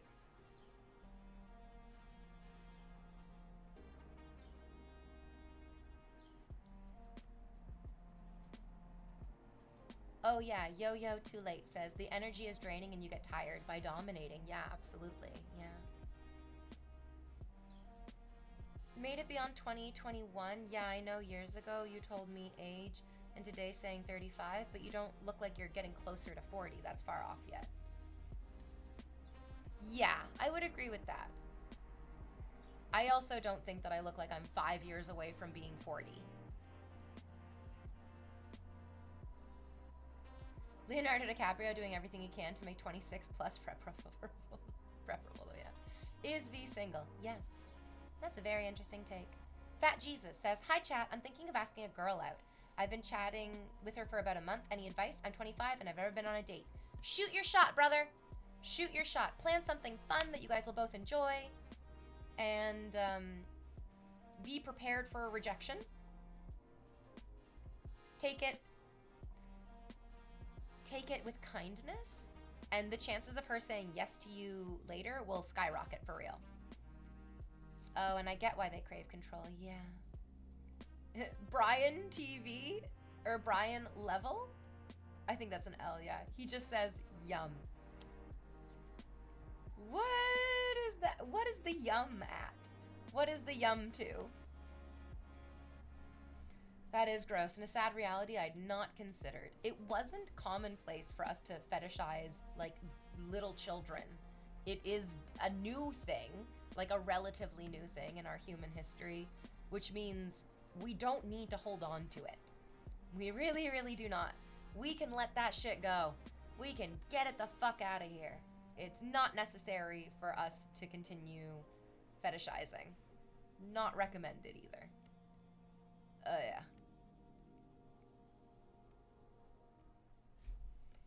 But also attraction is difficult. Attraction is really, really hard to change. Basically, once you like something, there is almost nothing that you can do to stop liking it.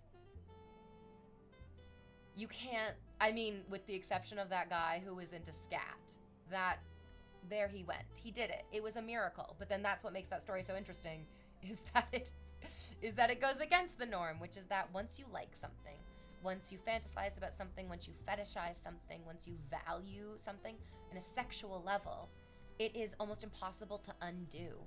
It's been the breakdown of so many relationships. It's so depressing, but it is the natural breakdown of so many relationships where one partner is like, this is what I like, this is what I'm into, this is what turns me on. And the other partner is like, well, maybe they'll grow out of it. Maybe they won't like it one day. Maybe they'll get bored of it. And when they don't, it's an absolute fucking impasse for a relationship. You have to go into that with the idea that, like, maybe I will learn to like this. Maybe I will learn to appreciate this. Maybe this is something that we can share. But that's also pretty fucking difficult because, I mean, how do you... You can learn to love new things. It is possible, but it's purposeful. I'm worried about that exact thing in my own relationship. It's happened to me in my relationships too, where the guy's like, I really love this. I'm like really, really into, I don't know, oranges. I love oranges. We have to like include oranges in our sex play. And I'm like, I mean, I'm okay with oranges. Yeah, let's like incorporate oranges into the sex play. Awesome sauce or grapefruit. Oh, awesome sauce. I need a new anklet. I'm so sorry. I wore my anklet in my friend's hot tub and it tarnished. And I tried to untarnish it, but then I couldn't. I'm so sorry, awesome sauce. And then also my toe ring. I ruined my toe ring too in the hot tub. I knew I should have taken them off because I know the hot tub is like full of chemicals and full of, yeah. And I tarnished both of them. I'm sorry, I didn't mean to ruin your beautiful gifts. It felt really bad. Didn't that happen to the last one too? Which is exactly why I should know better than to keep wearing them in the hot tub.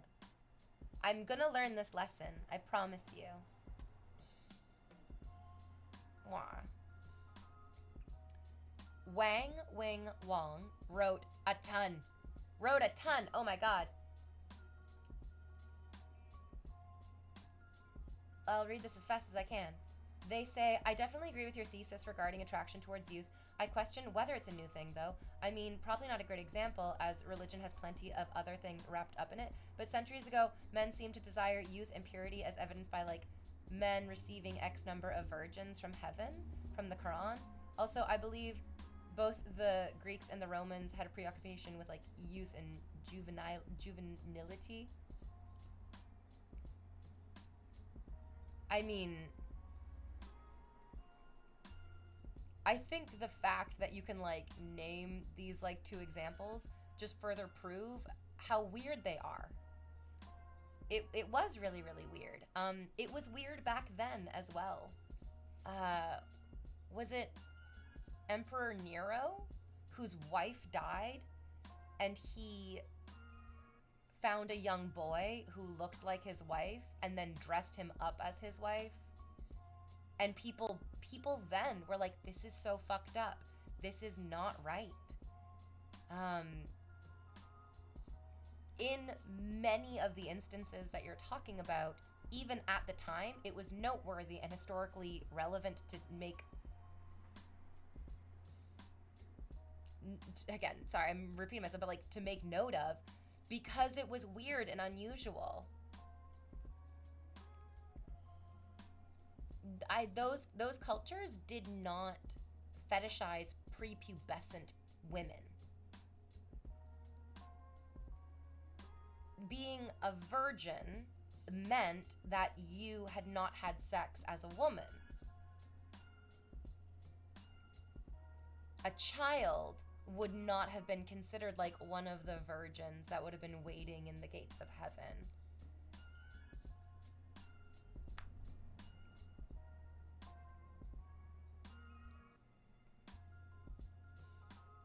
I feel like you're using examples of pedophilia to sort of try to normalize it, and it's not.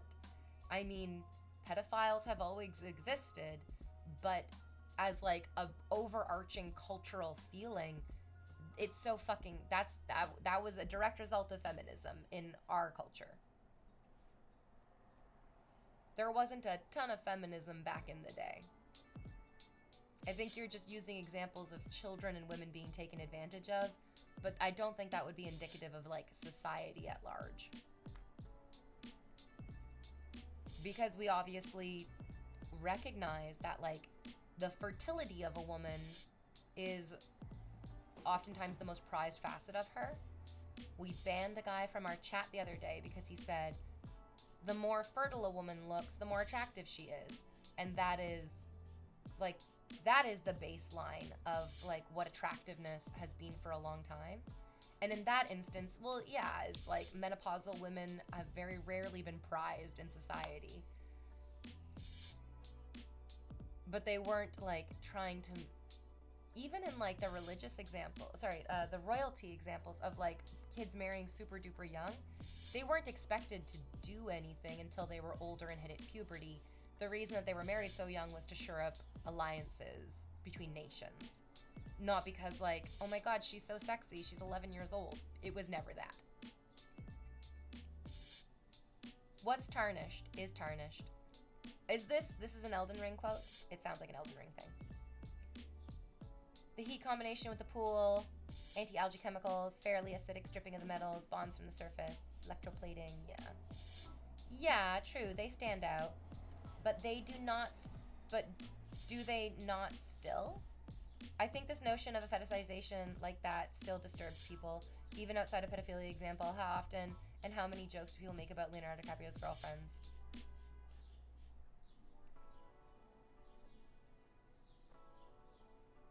I mean, we're far more sensitive and far more aware of how inappropriate large age gap relationships are.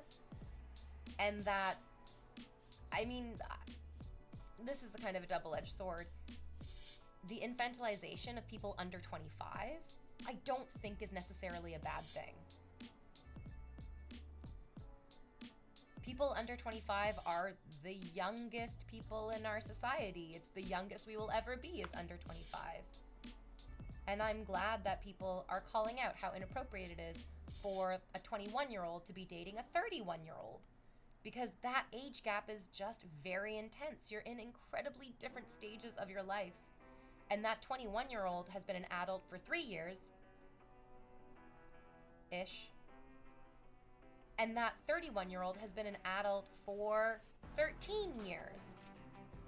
Just like it would be weird to have a 13-year-old playing with a 3-year-old. It's weird to have an adult who's been adult for 3 years to be with an adult who's been an adult for 13 years. It's a little bit like the adulthood, like your age kind of resets and you get like brand new 1, 2, 3, 4, 5 years of adulthood. And those years are precious. There's a lot of growth that goes on in those years.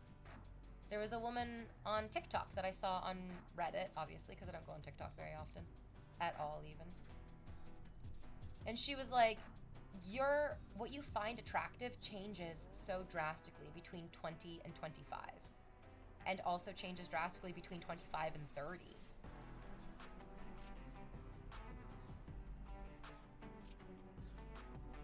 Snowing fire, I do not know what that word is. I have no idea what you're saying.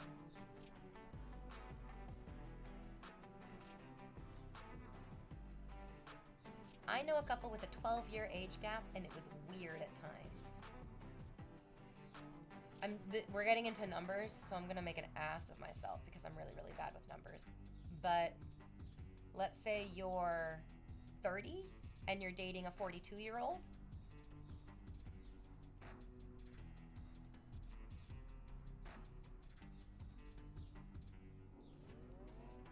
You might be in similar stages of your life.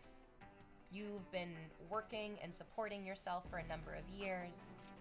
You've had opportunities to have lots of different types of relationships begin and grow and end. Like a 30 and a 42-year-old is not ridiculous. Sorry, but I should have specified it was 18 and 30. So that's like a 0-year-old adult because it resets. And then an adult who's been like an adult for, 12 years. It's weird. It would be weird to see a 12-year-old and a newborn playing together. Super weird, yeah. Yeah, I could not imagine that kind of relationship working out without any kind of control, manipulation, where the older person takes advantage of the younger person.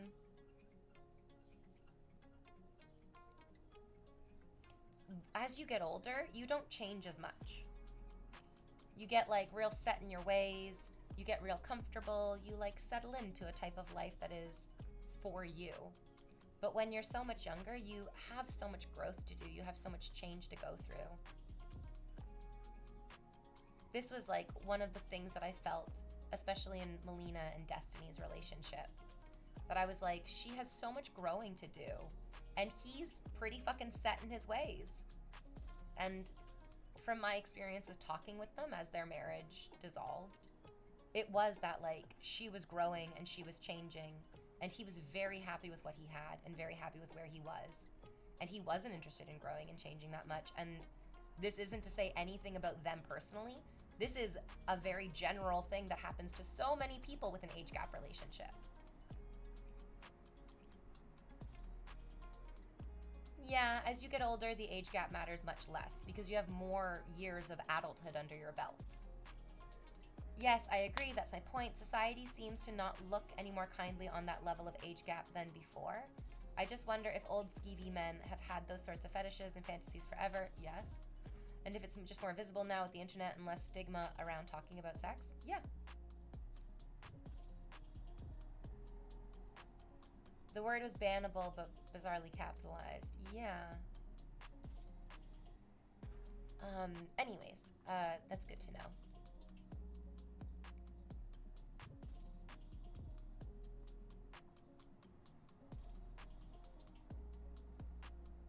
Overall, there is just way too much pressure to get into a relationship, to find your partner, to show everyone that you're a good girlfriend, a good boyfriend, a good fiance, a good husband, a good wife. It feels so uncomfortable over and over and over again to see these relationships that are presented as like, I love my wife, I'm such like a wife guy. And then you find out that like he's been cheating on her and he's got like several mistresses and they're all of questionable ages. And I also recognize that seeing this happen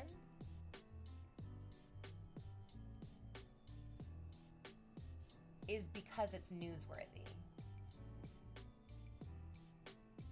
But then we have like people like Pierce Brosnan and Keely Shea Smith, who have been together and have loved each other for so many years. And the only reason that it's like newsworthy is because she dared to get older and like age like a natural woman.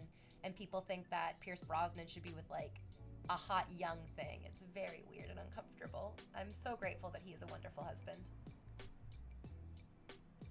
Calvin says, I disagree. There's more pressure in not being lonely.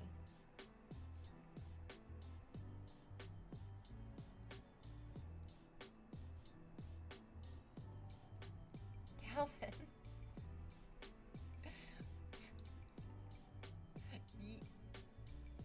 Why would you say, I disagree with you? I'm gonna split hairs. It's not that there's pressure to be in a relationship. There's just pressure to not be lonely. Oh, my dude. Okay, cool.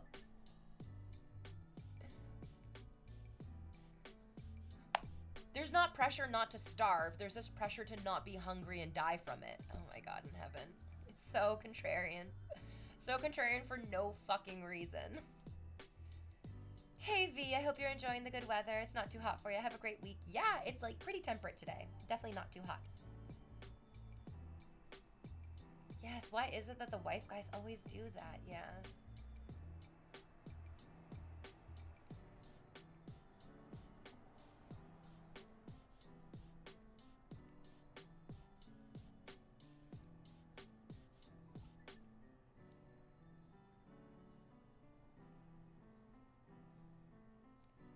Snowing fire, that sounds like something that you don't need to be involved in, and it sounds like something that I don't need to be involved in. And we don't need to talk about it. It's not your business. It's not my business. I don't really understand what Twitter has to do with this. You're still talking about it. It's none of our business. Being a good friend does not mean telling them how to have their relationships. Being a good friend is just like listening to them, supporting them, being there for them when it falls apart. But like, it's none of our business. It's none of our business.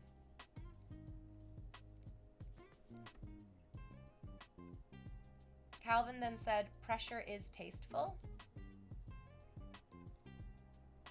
I don't want to be rude, but this guy seems like an idiot. It seems like he doesn't even know what he wants to say. He began by saying, I disagree with you, and then repeated what I said. And now he's saying that pressure is tasteful? No. No, I think that it being pressure innately makes it distasteful. None of us should feel pressured into making intimate life decisions by people who have no fucking bearing on our lives. Who gives a fuck? But that pressure is everywhere, and it's very distasteful.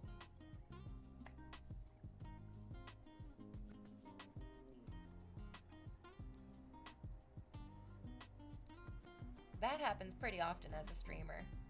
You can come onto stream and you can be like, I think apples are delicious. And somebody will be like, I disagree.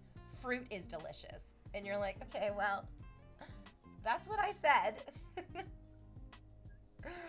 But if you really need to like split hairs and you really need to just argue for the sake of arguing, that's a you thing. Go for it.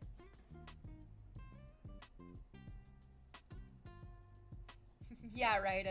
Let's do it. This person is not contributing anything useful to the conversation. Yeah. Yeah, all these douchebags pressuring me to not have my friends pressure wash me in the backyard instead of taking showers. Such tasteful pressure. Such tasteful pressure. Speaking of tasteful, I'm gonna go take another picture. I'm gonna post it on my Instagram for you. You can enjoy it. I enjoy taking it. You enjoy seeing it. Let's get it going. BRB.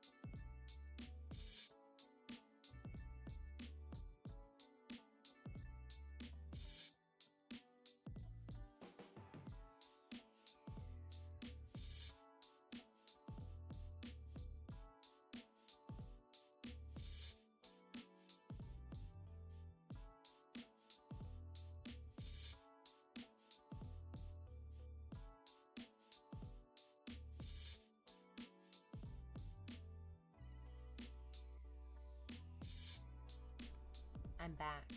I posted a picture of my butt. It's your favorite part of the day. I know you're going to love it. Go enjoy the butt. And the song. I really do like the song. I love that song, that Belinda Carlisle song, Heaven's a Place on Earth. It's stuck in my head all day. So now it has to be stuck in your head too. Enjoy. In other news, says Resolve, a man is suing a local car wash for injuries sustained while cleaning himself with a turbojet hose. For all intents, he did order the hot turtle wax premium. Too far?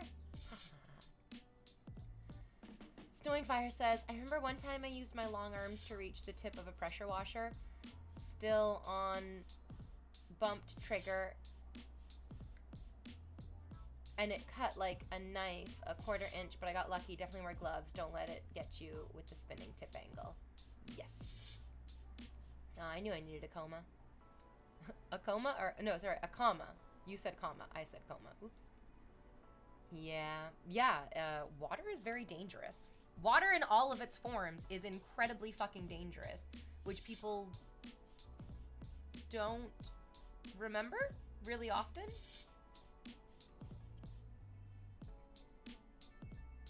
Super dangerous, the water is. Super dangerous all the time, the water is.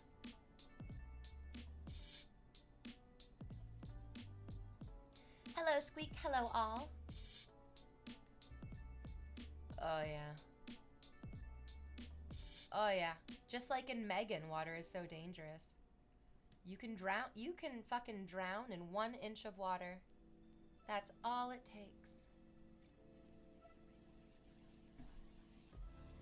Yes, water is dangerous, and that's a result of life with rabies. Oh, don't even get me started on rabies. Oh, rabies is the really bad one. Have you seen videos? I don't even know if we should joke about it. Because those videos of people who already have the symptoms of it, which means it's in their brain stem, there's no, like, they're going to die. There's nothing you can do for them. And they're shaking so fucking hard just trying to drink water is so depressing and so sad. We're very, very lucky that rabies cannot be transferred from person to person, because that would be the zombie apocalypse, basically. If a human got rabies and they were able to transfer it to another human and it started jumping from human to humans, this game over, man. Game over. Ugh. Prehistoric Ham says, an inch is a lot, I've been told. Super dangerous. A full inch can be all the difference. All the inch-frence. Nope, that's nothing. I thought that could be something. Sometimes it's something. You have to try it to find out if it's something or not. Woof. So while I was on break, I peeked at that guy's comment history. The one who was like, I disagree with the thing that you said. And then he basically just agreed with me. And then he got upset because he didn't like my analogy. It's insane to me that he would come in today with a completely different personality than he had for months prior. You can like click on the username and you can see all the comments that they've ever said to you in your chat. And that guy came in the first like 6 times to my chat, perfectly kind, perfectly amenable, being complimentary even, like engaging with the conversation, being fine and dandy.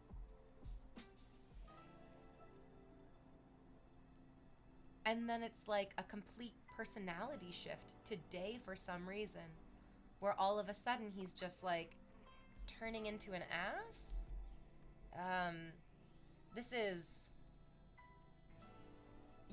This is something that is, I mean, oh wait, hold on. Let me even out my shorts. This is the definition of a nice guy. And it's so sad and it's so frustrating because you can't tell who's just being a quote unquote nice guy and they are like putting on an act or putting on a show of agreeableness, kindness, generosity. But then very subtly, there's an expectation of like, you're going to give me something back because I'm giving you kindness. And then I guess if you don't do it, they get angry at you and then just start trying to tear you down by insulting you, disagreeing with you. It's exhausting. It's so sad and frustrating because you want to trust that people are being genuine, and then you get to see that they are not. Yeah. There's only a couple of people who have survived rabies. I didn't know there was anyone who survived rabies-ritis. That's amazing. V, protect your shin. You have a lot of bruises. Yeah, D, were you here last week when I was talking about going to the dog park? And there was like a little bully breed dog. Oh yeah, actually. There's a little bully breed dog who was like literally rubbing up against me so hard he bruised my fucking leg. But then, interestingly enough, I saw this dog again with a completely different owner. And I don't mean like, I mean occasionally a dog has two parents and it's a couple who own the dog. But this dog this is a very interesting combination. At the park, where the dog was rubbing up all against my legs and being like so intensely friendly, it was like a hot black guy about my age. And I was like, okay, cool. Hot black guy about my age with like a cute little dog who's very, very friendly. And then the next day I saw an old Asian man walking the same dog. And I'm not saying that like this hot black guy can't be with this old Asian man, but that is not the usual pairing. I feel kind of weird for being like, I cannot picture these two people in a relationship at all. At all. There are 14 well-documented cases of people surviving rabies. That's fucking incredible, Ritus. Wow, the human spirit and the human body. Can you just read that deleted message? It's not bad. Yeah, but it's really super duper long. I'm not actually gonna read your dissertation.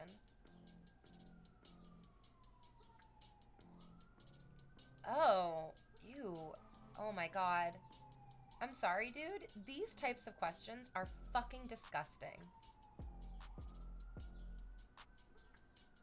I feel angry for you asking this kind of revolting fucking question.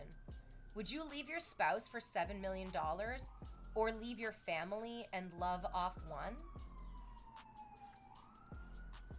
These types of questions are viscerally disgusting. What the fuck are you asking me?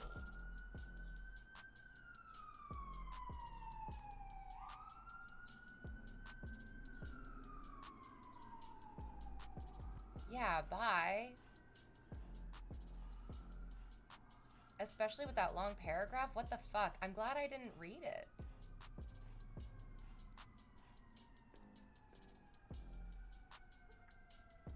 Those types of questions are so fucking revolting because we invariably live in a society where having money equals safety. But he's setting me up for some sort of like moral failure. Sorry, the cops are coming to arrest this guy because of his stupid fucking asinine questions.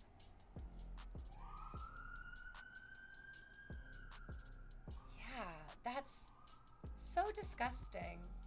Those types of questions are so fucking revolting. Yeah, get his ass.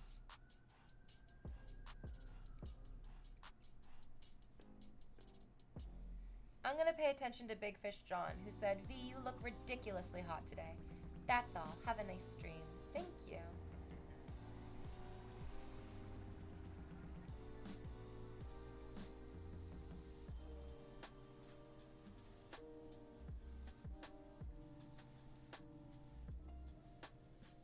What a weirdo. What a weird question to ask somebody.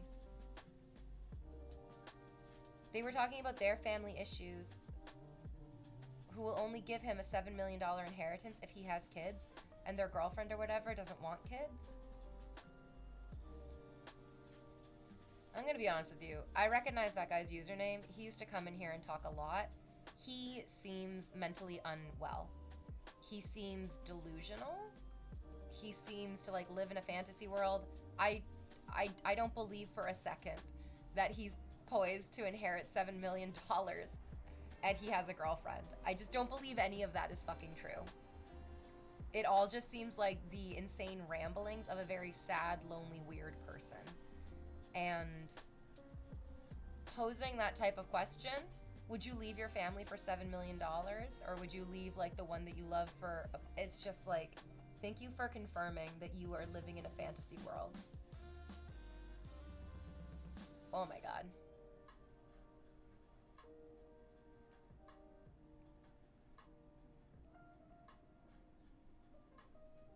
Good afternoon, V in chat. Hi, Falcon Hammer. How are you doing today? Oh, is this not a weirdo-friendly stream? I've been scammed. It's really exhausting to have to be patient and thoughtful and mindful around people who don't extend even a tiny bit of that towards you. They just expect me as a woman to, I don't know, just take everything they can throw at me with like a smile and a laugh and a giggle like I'm some sort of fucking toy or doll. But no, having those like really uncomfortable hypotheticals, especially about money. I have this like deep visceral reaction against anyone who's going to like, oh God, the Big Turk used to do this all the time. And no matter how much I told him like, hey, these conversations make me uncomfortable. Hey, these conversations are not interesting to me. He literally just like goes into them all the time. He and I were sitting down to watch a movie together. And he was like, what would you do if you won $30 million right now? And like, dude, I just want to watch this movie, okay? Like, I just want to watch this movie. I don't want to daydream about, like, I would buy a house. I would buy a car. I guess I would invest some money. I guess I would get my pet cloned. Like, those types of questions are just, to be honest, really demoralizing because it shows how restricted and ridiculous our lives are because of our lack of access to money. Like, it shouldn't be the dream of somebody with $30 million to just be able to buy a house. It should actually just be commonplace for everyone to just be able to buy a house. You work for a few years, you live in a nice neighborhood, you get to buy your house. But like, I don't know, I really, really hate the like, what would you do with $1 million? What would you do with $40 million? What would you do with $50 million? I would pay people to never ask me these fucking questions ever again. I'd pay these people to go away. Do I make apple or Saskatoon berry pie? I can't make up my mind. Both are so good. I mean, I guess it depends on what you have to fill the pie with. Do you have either or both of those, or just one? How are you doing, Curdy Wordy? I'm great. How are you?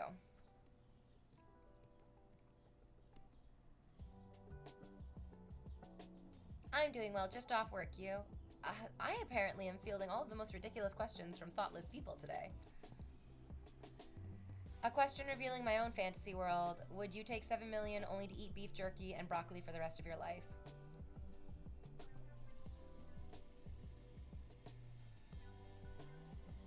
These questions are so weird and boring. They really are.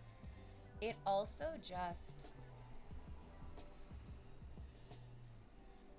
is very sad that like everyone's fantasy is just like having a fuck ton of money. Where it's like, this is your imagination. We could imagine, if you could fly, where would you build your home? Like, you can imagine anything. You can imagine everything. But we're just gonna sit here and use our imaginations to, like, fantasize about being some rich asshole? It seems like a terrible waste of our imagination to just think about money, when our imagination is so much richer than the money.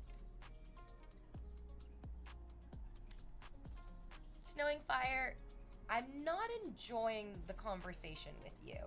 You're making me a little uncomfortable. I don't want you to talk to me in this way. Prehistoric Ham says, I'd survive capitalism. Would you become a pickle farmer for 7,000 baby ducks on a Thursday? Exactly, right? Like, we can imagine so many different things. What would you do if you could communicate with ducks? Duck army, absolutely.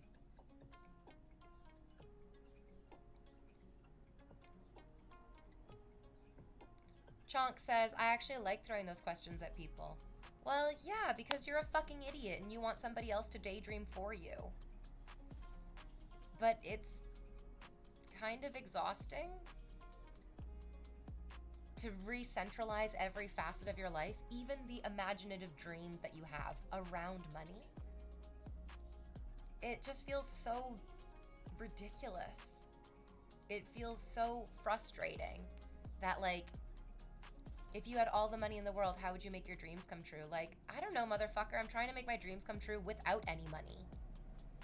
Oh, but that's not as interesting as imagining having money? Sorry, I forgot that my own effort and thoughtfulness and willpower is less interesting than $7 million, of course. My fantasy is more so the other side of the equation. I'd happily consume jerky and broccoli for substance for the rest of my life in exchange for a high five. That's cool, I guess. That's nice. I'm glad that you enjoy food. It's very human. Very human. I can get both from the local market and I love both the same. Daddy Canada? I think you can just make your own decision. I don't think that what I have to say is really gonna influence or has any importance in this conversation. You can make whatever food you want to make. You can enjoy it. Make a decision. Make a decision. And then feel confident in that decision. But like, I mean, I'm not gonna eat this pie, so I don't really understand why you're asking me. Why don't you just make the one that you want to make, and then you make the other one later? Hi, Mr. Monotone. How are you doing today? Ooh, baby, it's definitely a Monday. And I wish it was a fun day.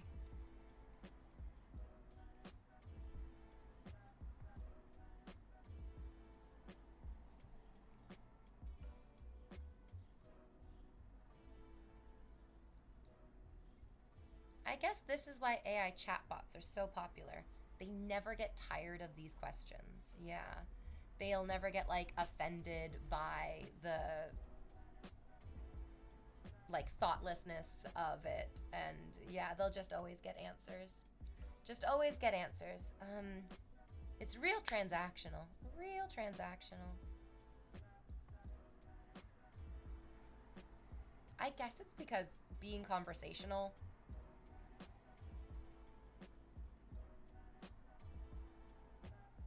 I don't know how you teach somebody to how to be conversational. It all just is either natural talent or not.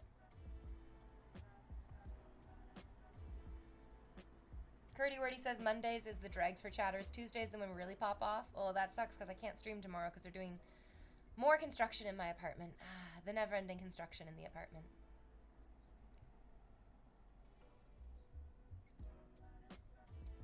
Also, for me personally, says Ritus, these questions are like childish. Usually toddlers are the ones who are asking these questions nonstop.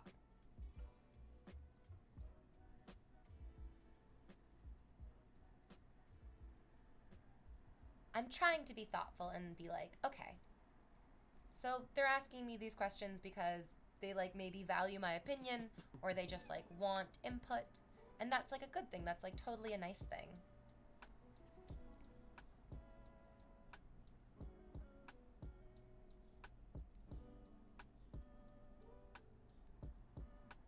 Feels a little one-sided, however.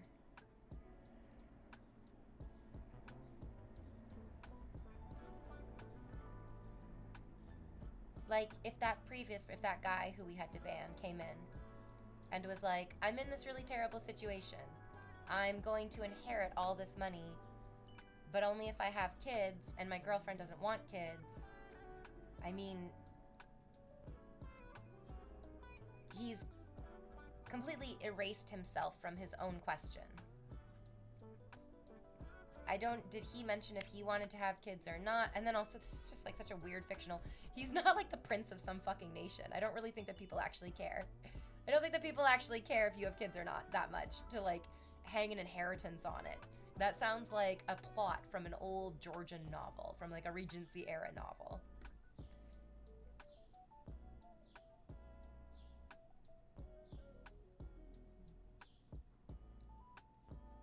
you would hope that he would have like his own sense of self enough to be like, I'm rejecting this inheritance because my relationship is what's most important to me, and this is what I feel and this is what I think. But instead he was just like, what would you do, V? Like, I'm not you. I can't begin to know what that would be like. It also just seems like such a fantasy situation and such a like, I'm the main character in a book situation. It doesn't really seem to fit into reality. Yeah, and there doesn't really seem to be like any good or right answer. It's like, it's your life. You get to make the choices that you're gonna make. And I am not going to in any way, shape, or form take on the consequences of your life. So please don't. Do you ever feel like you're out to coffee with 700 people at once and a pretty significant portion of them you normally wouldn't have coffee with and a bunch of them think that it's a date? Yeah. Yup. Infinite possibilities allows for the best case scenarios but limits confine. $7 million question. I think it comes from needing to make change or dealing with it and trying to have or compare plans to steal good ideas.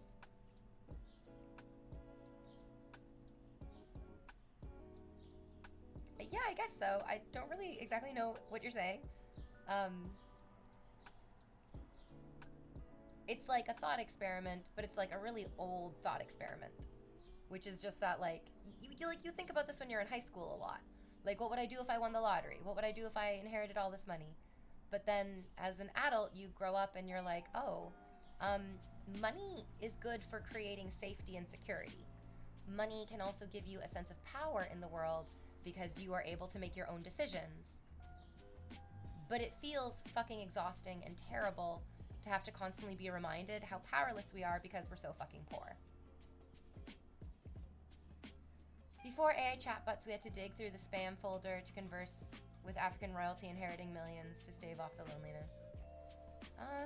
Yeah, I guess so. That's like a funny meme, I suppose. The like Nigerian prince being like, I have inherited so much money, but I need you to pay for the taxes, and then I'll pay you back plus 50 million. Yep, that's very 2007. Yep. It absolutely is, yeah.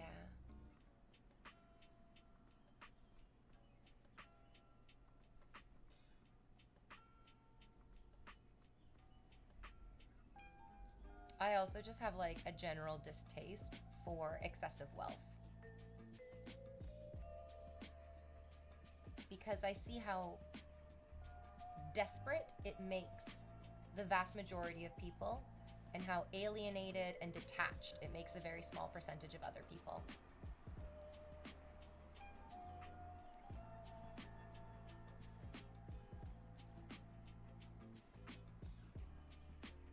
And that's so fucking depressing. It's so depressing. It's the like inherent sickness of our society, and it's so frustrating. Not an ideal situation to find ourselves in, but kind of an invariable situation in 2025.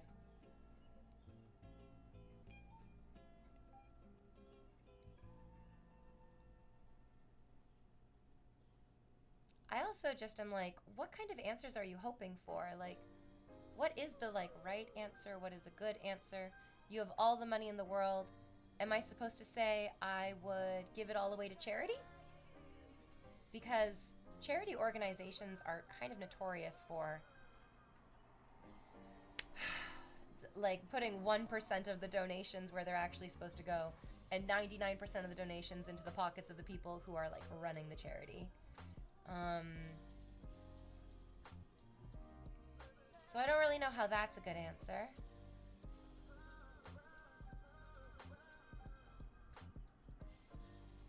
Would we invest it in, I don't know, medical research or orphanages all around the world? I guess so. Those would be good too. But that just seems like virtue signaling.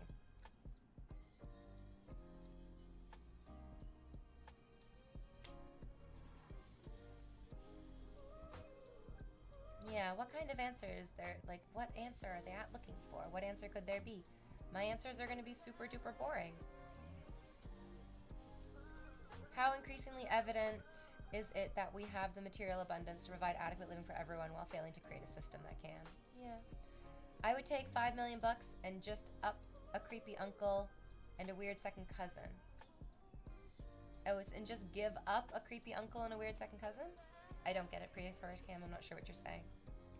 What are we talking about? Nothing interesting. Nothing good. Good afternoon, Miss V, dear. Good afternoon, Skydor. How are you doing today?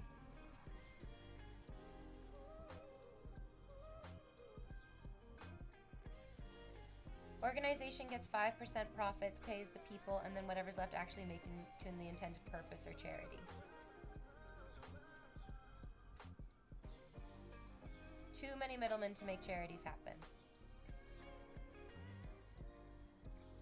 I mean, often, unfortunately, charities are set up as a way just to, like, siphon money away from altruistic, kind people into the pockets of bad people.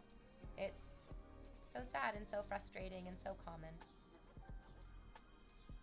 Because, yep, every single facet of our lives is driven towards making money, earning money, saving money, spending money. It's all about money, money, money, money, money.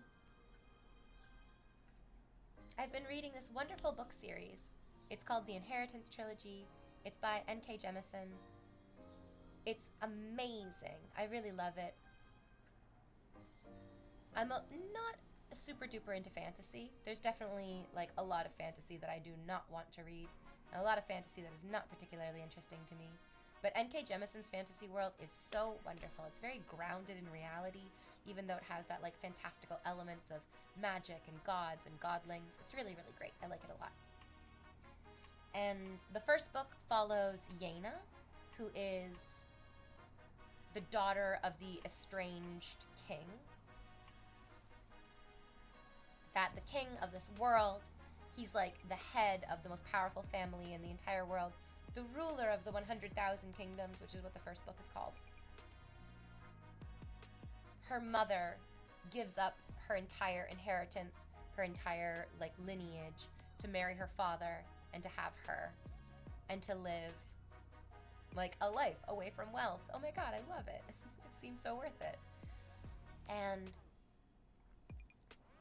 her mother dies mysteriously.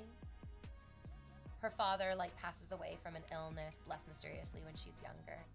And then she's called in to the royal palace, the like family home of this very, very powerful ruling family. And then the first book has lots of political intrigue, lots of like mystery. She has to figure out who killed her mother. She has to figure out why they would do it. She's also trying to figure out how the inheritance will actually come through. And so it's revealed in like a really wonderful, slow way. And it's pretty simple as well. The first book is like very simple, very straightforward. And then the second book is dealing with all the consequences of the first book, with like the gods returning to the mortal realm, with the like enslavement that the gods had been experiencing for 2,000 years, and in the first book being eradicated, and now they're free to like mingle and hang out with all the other people. And it follows this like blind woman, Ori, who, unbeknownst to her, has like helped out the highest god in the universe, who's been punished by maintaining mortal form. And the whole book is her speaking, spoiler alert, to her unborn child, because she like ends up sleeping with this most high god who's mortal, and she gets pregnant. But when gods have children with mortals, their children are demons in this world. So she has to keep the pregnancy a secret. I hope she comes back. I think that we get to hear from her again in the third book.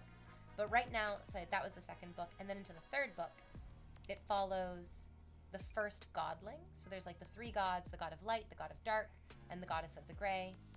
And they like populated the world with their children in like various combinations of the three of them. And Sia is the first godling that they made, and he's the god of childhood. He's the god of like all children, all childhoodness, all childishness. And this third book begins with him somehow corrupting his nature, somehow like becoming sick in a way that, although he is the god of childhood and should therefore like remain in childhood for the entirety of his existence, he's getting older. He's aging. He's an adolescent now. And like being part of an adolescent is also having more adult feelings. So he's fallen in love with the current heir to this like royal family. And it's so wonderful. Oh my God. It's like the first 2 books do this amazing job of setting up the importance and the sort of like vastness and all-encompassing power of this family. And then you see as time goes by, like it happens with all of us, you can't maintain, like however things are is not how they're going to be. Things are always going to change. Things are always going to become different, no matter what, especially when you have to deal with mortality and humans. And so now Sia, this god of childhood, he's becoming mortal, he's aging, but he's also aging right along with this like heir of the family. So he's like, there must be something linking us together. There must be something that's like putting us together, and it's so sweet. It's kind of really nice to be able to go back and like relive that growing up. He's doing it like very slowly. He's doing it very thoughtfully. He's spent like countless eons as a child. And so this is so new and so alien and so fucking foreign to him to be able to grow up. But we've all done it. We all did it. Like we all had to go from that like sweet, relaxing childhood into the way more intense and kind of exhausting adulthood. And it's so funny because although this is commonplace for each and every one of us, what Sia is going through feels no less disastrous. Like each and every one of us are like, this is gonna kill me. Growing up is gonna kill me. I'm gonna die from it. And Sia's like, this is gonna kill me. I'm actually gonna die from this. I'm gonna die. And what happens when the god of childhood dies? What happens to childhood then?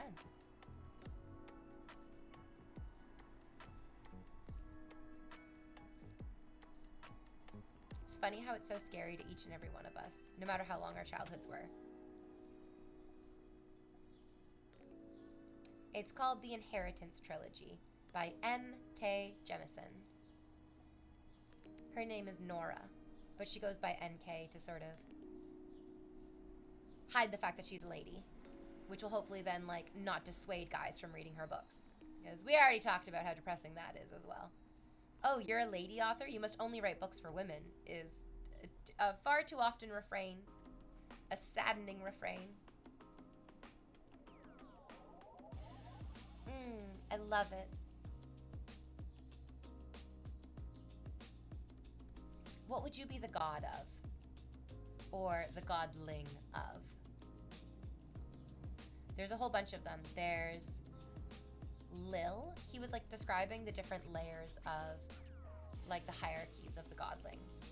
And there's Lil, who is the daughter of light and dark, and she's the goddess of hunger.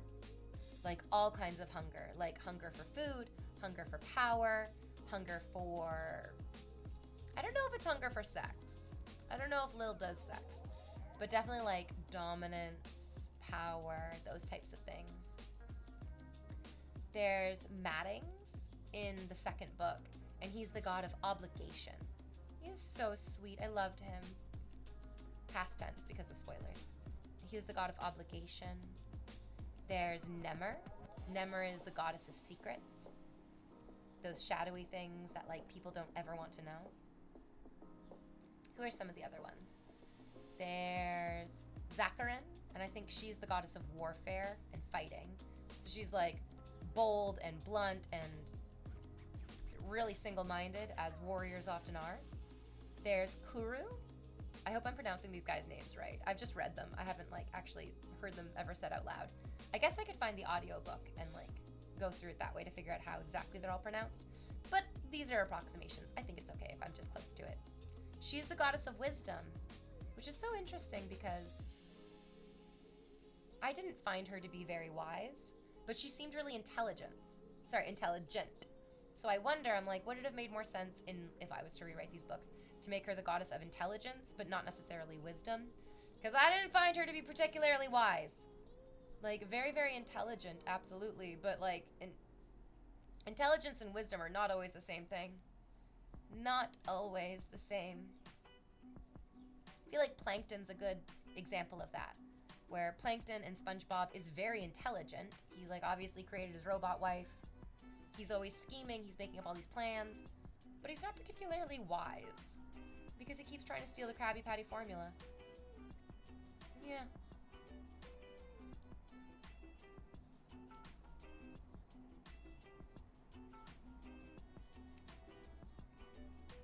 I remember a year ago you recommended this film. Nope, that wasn't me. I've never seen that movie or heard of it. You're thinking of somebody else. That wasn't me.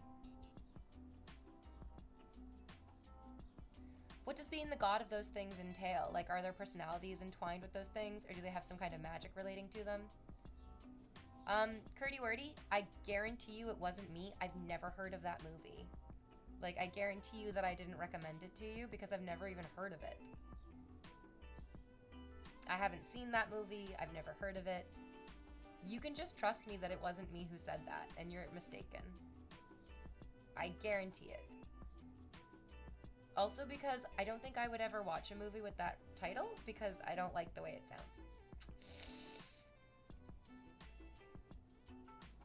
So in the world, in this Inheritance Trilogy world, their nature really defines who they are. They can't go against their nature. And whatever they're the god or the goddess of really defines their nature. Whale 40 says, like we said, intelligence is knowing that a tomato is a fruit, and wisdom is knowing not to put it in the fruit salad. Psychic Refugee says, a lot of smart people are not wise. Hell, some smart people tend to have no common sense at all. Yeah, intelligence and wisdom are not the same attribute. Very, very different, although they're often conflated.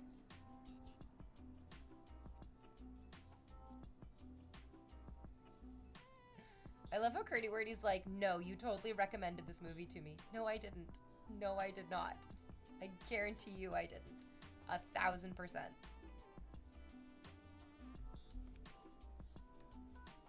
How could I? Low wisdom. Low wisdom roll, unfortunately.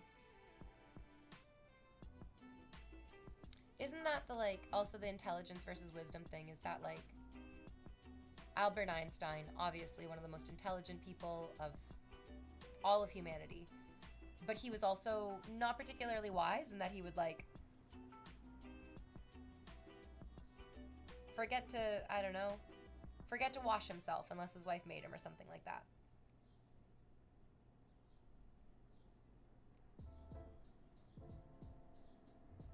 It's the Mandela effect. Bro is remembering another timeline.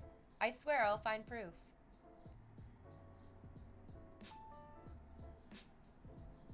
You're not going to, though. I don't know that movie.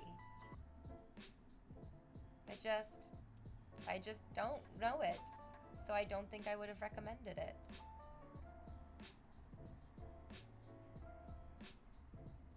Yeah. Curdy Wordy. Ignoring the movie. Refusing to accept that you're wrong is really off-putting. Like, really, really super duper off-putting.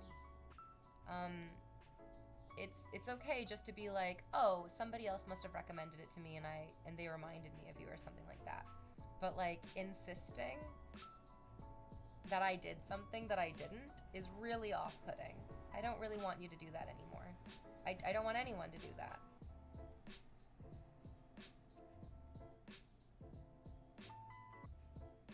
Shika Madu says, having charisma is the way. I mean, yes and no. Unfortunately, having a fuck ton of charisma can draw a lot of really awful people to you, which can be very draining. Apparently, Albert Einstein didn't get good grades. Oof. Yeah, I mean, schooling is its own entire, like, ridiculous beast. Where there's a lot of different facets that go into being really, really good at school or achieving academic greatness. But that's like a very specific set of skills. It's not necessarily translatable into every other part. Yeah. I've heard conflicting information. The most recent thing that I read about Albert Einstein was that when he graduated school, he couldn't find work anywhere until a friend was like, here, you can come work in this patent office. So that, like, whether he got good grades or not, he was struggling to, like, make a name for, to support himself even after school. which seems so counter to how we imagine him being like so famous now and so well known and so revered. Intelligence is knowing how to use information. Other is knowledge of information. Yeah, well, it can be more than the simplification, but it kind of works to describe. That's what you're saying for you, Snowing Fire. That's what you're saying. There it is. Those are the words that you're saying. Yep, yep, yep, yep, yep, yep, yep. There it all is. Being the god of balance sounds nice if you can't go against your godly nature. Yeah, says Can't Do More. He once got a degree. He couldn't find work. He struggled a lot in life in general. Don't we all? Don't we all? I think about all the like wonderful artists who only made it like really big and really famous and really well known after their deaths, and how sad and fucking ironic that is. You like put your life and your heart and your soul into creating art, and then you die, and then people appreciate you.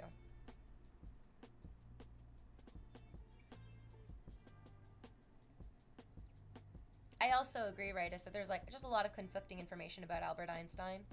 So much gets attributed to him and then conflated with other people, and then exaggerated. There's so much exaggeration that goes on as time goes by.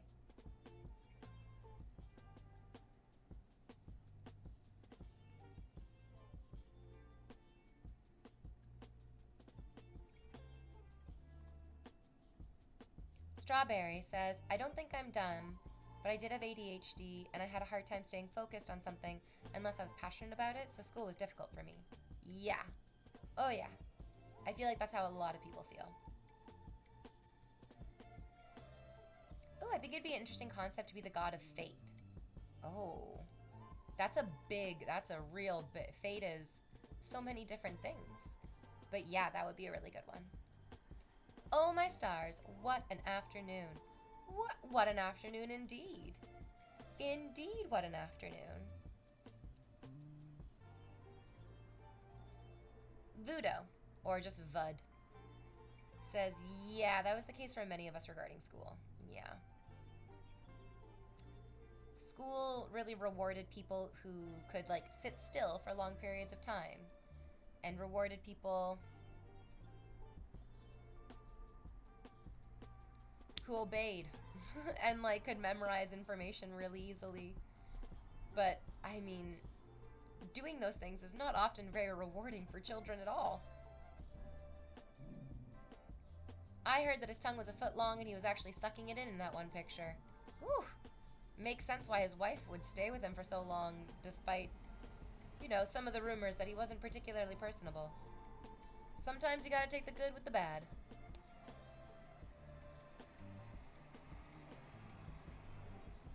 The thing is, we don't all handle it in the same way. Some people hate it, but still do really well. Some people hate school, but do really well in it. Yeah. Yeah, for sure.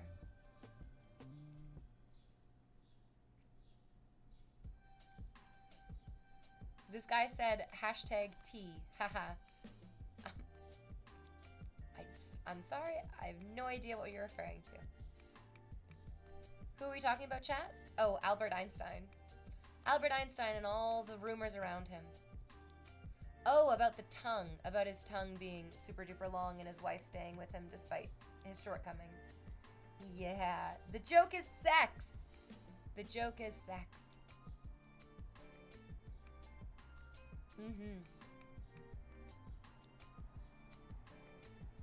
Ain't it always? Ain't it always sex? Exactly right, the sex.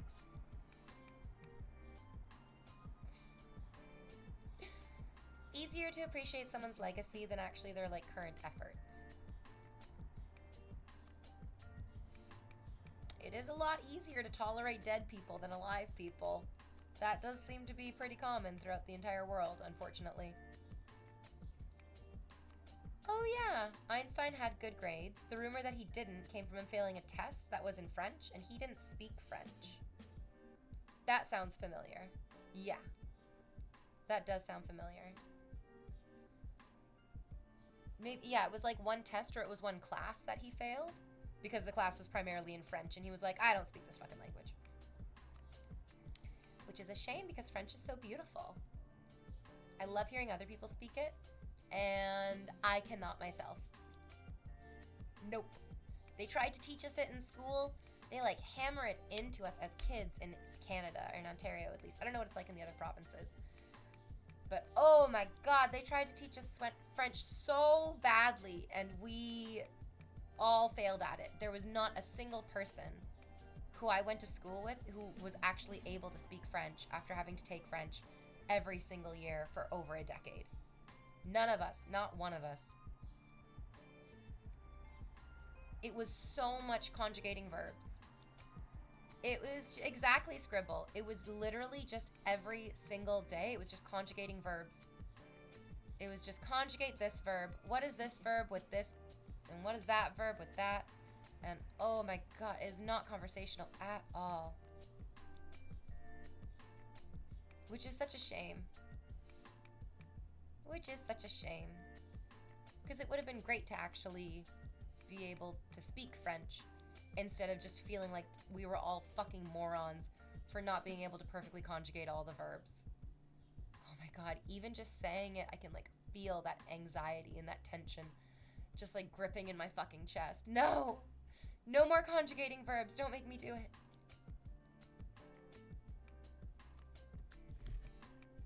They cut the French budget at my school. Oh.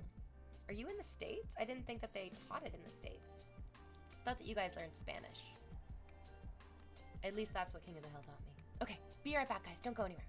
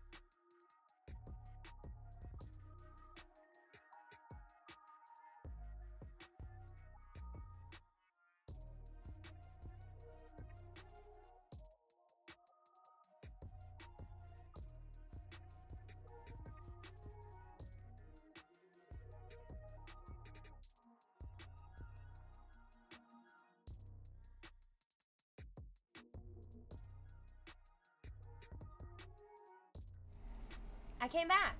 Hello again. Welcome back. Whoa. Oh my gosh. It's all Snowing Fire's comments. Oh my god. Snowing Fire, you. Oh, hey, dude. That's a lot of you talking. I'm gonna talk for a little bit, I guess. Yup, there you are again, Snowing Fire. It's great. Hi, Biking Viking. How are you doing today? And North Countryman is still here. Yeah, a break also means a break for me. Right, it's also, there's nothing to the, it's just, Snowing Fire, there's nothing wrong with being chatty. I guess it just feels like a little overwhelming from this side.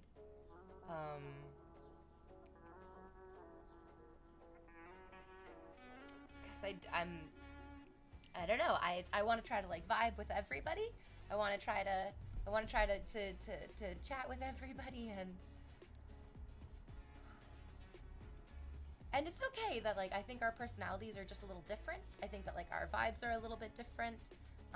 So it's good. I'm glad that you're here. I'm glad that you're chatting. It's great.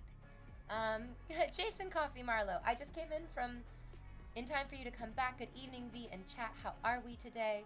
It's Monday. It's a Monday day. I had a really nice weekend. A really, really, really, really, really nice weekend. I enjoyed my weekend day so very, very much. All three of them, the Friday and the Saturday and the Sunday. But then last night, I don't know exactly why, I got into bed and I had like a really painful like cramp in my stomach. And I feel like it kept me up all night. It was like, no matter which way I lied down, which way I like turned, it was just like, oh, my tummy is just like cramping up. So I kind of felt like I didn't fall asleep at all last night because I just kept waking up and being like, oh, my tummy is cramping. And then bizarrely, inexplainably, as soon as I woke up and got out of bed, it was fine. It was like all done. Yeah. I just like got up and out of bed and was like, oh, my stomach feels fine now. So maybe I was laying down wrong? Is that possible? Maybe I laid down wrong. I'm gonna try to lay down better tonight. Yeah, I have no idea. It's possible. Maybe I was dehydrated. Yeah. Well, no, man, I drank so much water and even had some coconut water before bed too, which feels extra hydrating. I love coconut water, but not too much because I know there's a lot of sugar in it. That's bizarre. Getting older is so fun. Getting older is so crazy.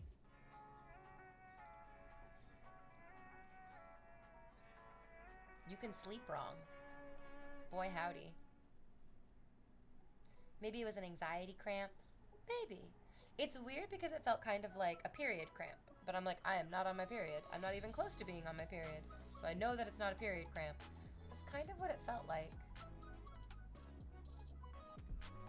Oh no, it was like as soon as I laid down into bed, I could feel it. It was like a pinching in my tummy. And so I tried to breathe down into it. I tried to like relax into it, but to no avail. To no avail. Also, sometimes you just have those nights where you're like, why can't I just turn my brain off and sleep? What is keeping me up? What is keeping me activated? And I mean, like, looking at the news for 30 minutes will tell you exactly why that is. Like, political strife at home and abroad. There's just, like, article after article after article being like, millennials are getting, like, more types of rare cancer. And millennials are poorer than ever. And millennials are the problem. And millennials are our only hope. And it's just, like, I had this beautiful daydream that I stopped reading the news entirely. And it felt so good to dream of. But then I also, feels like such an abuse of privilege to just be like, I'm going to ignore the news. Like, that's easy enough for me to do safely in Canada, in my happy little neighborhood. it feels kind of rude to ignore the way that like the entire world is suffering in their own individual ways because it makes me sad. But also, I don't know what my suffering is going to do to make it better either. Life after 30, finding the optimal way to lie down. I am so grateful that haven't, since I started doing yoga like for hours and hours and hours every week, I haven't had the like, oh, I slept wrong and I pulled a muscle. Just so deeply grateful for that. And it's also why I cannot recommend enough that you guys do your own yoga practice, if only just so that you can go to bed and wake up without hurting yourself as a person over 30. I feel you, says Jason Coffee Marlowe. I sometimes struggle to sleep if I know I have a hard run in the morning. Oh yeah. Yeah, like your body is trying to help you by getting yourself like prepared and into that mental state. But then it's also hurting itself by being too prepared, too protective, too forward thinking. It's why it's so nice to try to be present. Just be right there in the moment. If it weren't for modern amenities, I'd even romanticize escalating that and going back to the woods. No news, no social media, no horrifying humans, no lack of morale. It is the dream. It is the dream just to like have a cabin on a lake in the woods where you have like your goats, maybe a donkey, maybe some ducks, and you have like your own little garden. There was a guy that I was talking to at the nude beach this weekend. I had such a good afternoon at the nude beach yesterday. There was two guys that I ended up talking to. One of them I was sure was going to try to show up and chat today, even though I didn't tell him my username. I was like, he's just going to find me. He seemed so into me. He hasn't shown up in chat yet. I would recognize him if he did. He and I got into an argument that he was telling me how Snow White is the worst princess because she didn't accomplish anything.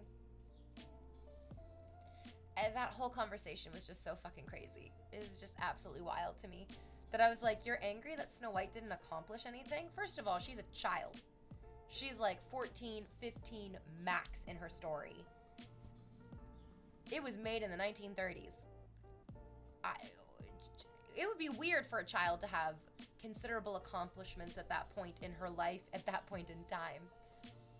And also, I was trying to explain to him that I was like, Snow White is kind and generous, and that is an accomplishment. And this guy straight up looked me in the eye and argued with me that he's like, kindness is not an accomplishment. And I was like, yeah, I can tell that you don't think kindness is an accomplishment, buddy. Oh, wow. Yeah, he was like, she like almost gets killed like 3 or 4 times in her story, and by like luck and chance, she like escapes it. I was like, aren't those accomplishments? He's like, no, that's just luck, that's just chance. I'm like, okay, well, she accomplished those things through luck and chance. Oh, here we go again, only valuing people by their accomplishments. He was really into Moana. He really, really liked Moana. He was like, Moana accomplishes so much. And Moana, like, she gets her boat out. She returns the heart of Te-Fiti. She, like, does all this stuff. I was just so shocked. I was like, are you, like, Moana came out in the past, like, I don't know when Moana came out, 2017, 2018? 2016, maybe? I don't remember exactly, but it's almost 100 years after Snow White. Of course, the story is going to be more dynamic and more exciting and have more quote-unquote accomplishments. Oh man, I think kindness is an accomplishment, especially kindness in the face of so much loss. Like Snow White lost her mother, she lost her father, she was obviously like really terribly abused by her stepmother. She had no connection to her kingdom or like the community they're in. Like she wasn't allowed to have friends in the palace. She wasn't allowed to have people close to her. And she was still able to be very kind and very generous and very warm and just a lovely person. And yeah, this guy was like, that's not an accomplishment. That's not an accomplishment. I was really like, oof. I guess I could have asked him like, what is your hope to accomplish in this conversation with me? Woo! No, he was British. Yeah, not American. He was British.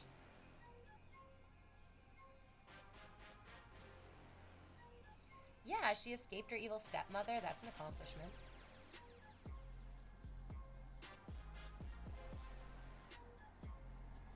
Sam Dog says, my friend has to go to court for breaking the law of gravity. The judge is going to give him a suspended sentence. Like suspended in midair. Yeah. The DSB says, well, that explains it. Because he was a British man, that explains it. Are British people really like, I mean, I guess they had that whole empire, that whole like colonization thing going for them. Yeah, Snow White didn't colonize anything. Snow White didn't colonize shit. Of course she's an accomplishmentless rube to this dude. Oh, jeez. But then there was another guy who I was chatting with when I like went out to swim in the water. And he seemed a little bit more relaxed and a little bit more laid back. But it was a little interesting. He was just like, so like the nude beach on Toronto Island it's nothing fancy. It's not like a beautiful, pristine, it's not like a beach in the Bahamas. It's not like a beach in, where are other really beautiful beaches? It's not like, it's Toronto. We're on a fucking stinking lake, you know what I mean? And I thought it was interesting. This guy was like, oh yeah, it's like not like super duper nice here. It's not like great here. And I was like, that's what I like about it. That's where the value lies for me. In that it's not pretentious and it's not super duper fancy. It is just a place that anybody can go to and anyone can feel comfortable in. I wonder if these guys thought they were impressing me. Because I mostly just felt like, oh, I'm so disconnected from the average fucking man. I mean, these guys are both like considerably older than me. Like at least like 10 years older than me, both of them, I would say. So maybe that's just how like old men think and feel. But, felt like I was fighting for my life at the beach. The thing that Brits are most famous for here in Europe is getting drunk abroad. Oh yeah, they do love their drink. As a British person, says Secret Genesis, I can't say that that surprises me at all, yeah. There is a gravity well of the courthouse joke there somewhere. Okie dokie, North? Yep. I'm also a lake person, yeah. Did you say nude beach? I did say nude beach. I love the nude. Well, it's a clothing optional beach, so I wear a bikini. A lot of people don't. It's great. I like it when it's more simple. When it's all like pompous and all impressive, it feels a little snobby. Anywhere that I go that gives the feeling of like you can do something wrong, I can't relax in. And any place where it's like a fancy place, I'm like, oh no, I can't relax here. I'm afraid I'm gonna do something wrong and that's just gonna kill me. Dragoon says, those aren't average men, those are pretentious jerks. Well, you know what? You could be absolutely correct. I'm trying to be less judgmental, so I'm not going to judge them super duper harshly, other than to say that, like, I felt very disconnected from all the conversations I was having with those guys. Oh, like in Dubai. I'd be on edge thinking about what I can and can't do. That's why I would never go to Dubai. It has been offered to me. Come to Dubai, and my answer is no. Come to Toronto, where there's less of a chance of you getting in trouble for having a smidge of weed on the bottom of your shoe. Oh yes. Okay, I'm all done my stream today. I'm glad I showed up. I'm glad we had our good conversations and the bad conversations. Thank you for spending time with me. It was a delight. We're doing construction in the apartment tomorrow. The never-ending construction of updating the heating and the cooling in the building. Just going on and on forever and ever and ever. So I won't be here tomorrow, but... Oh, Pooper Noodle's streaming. I'm back. Yay, let's raid Pooper Noodle. I'll be back on Wednesday for fun and games. And outrageous conversations that each and every one of you, I'm sure, will enjoy deeply. As much as I do. 690 viewers. 69. Nice. So nice. Yeah. I'll see you guys on Wednesday. Have a good rest of your day.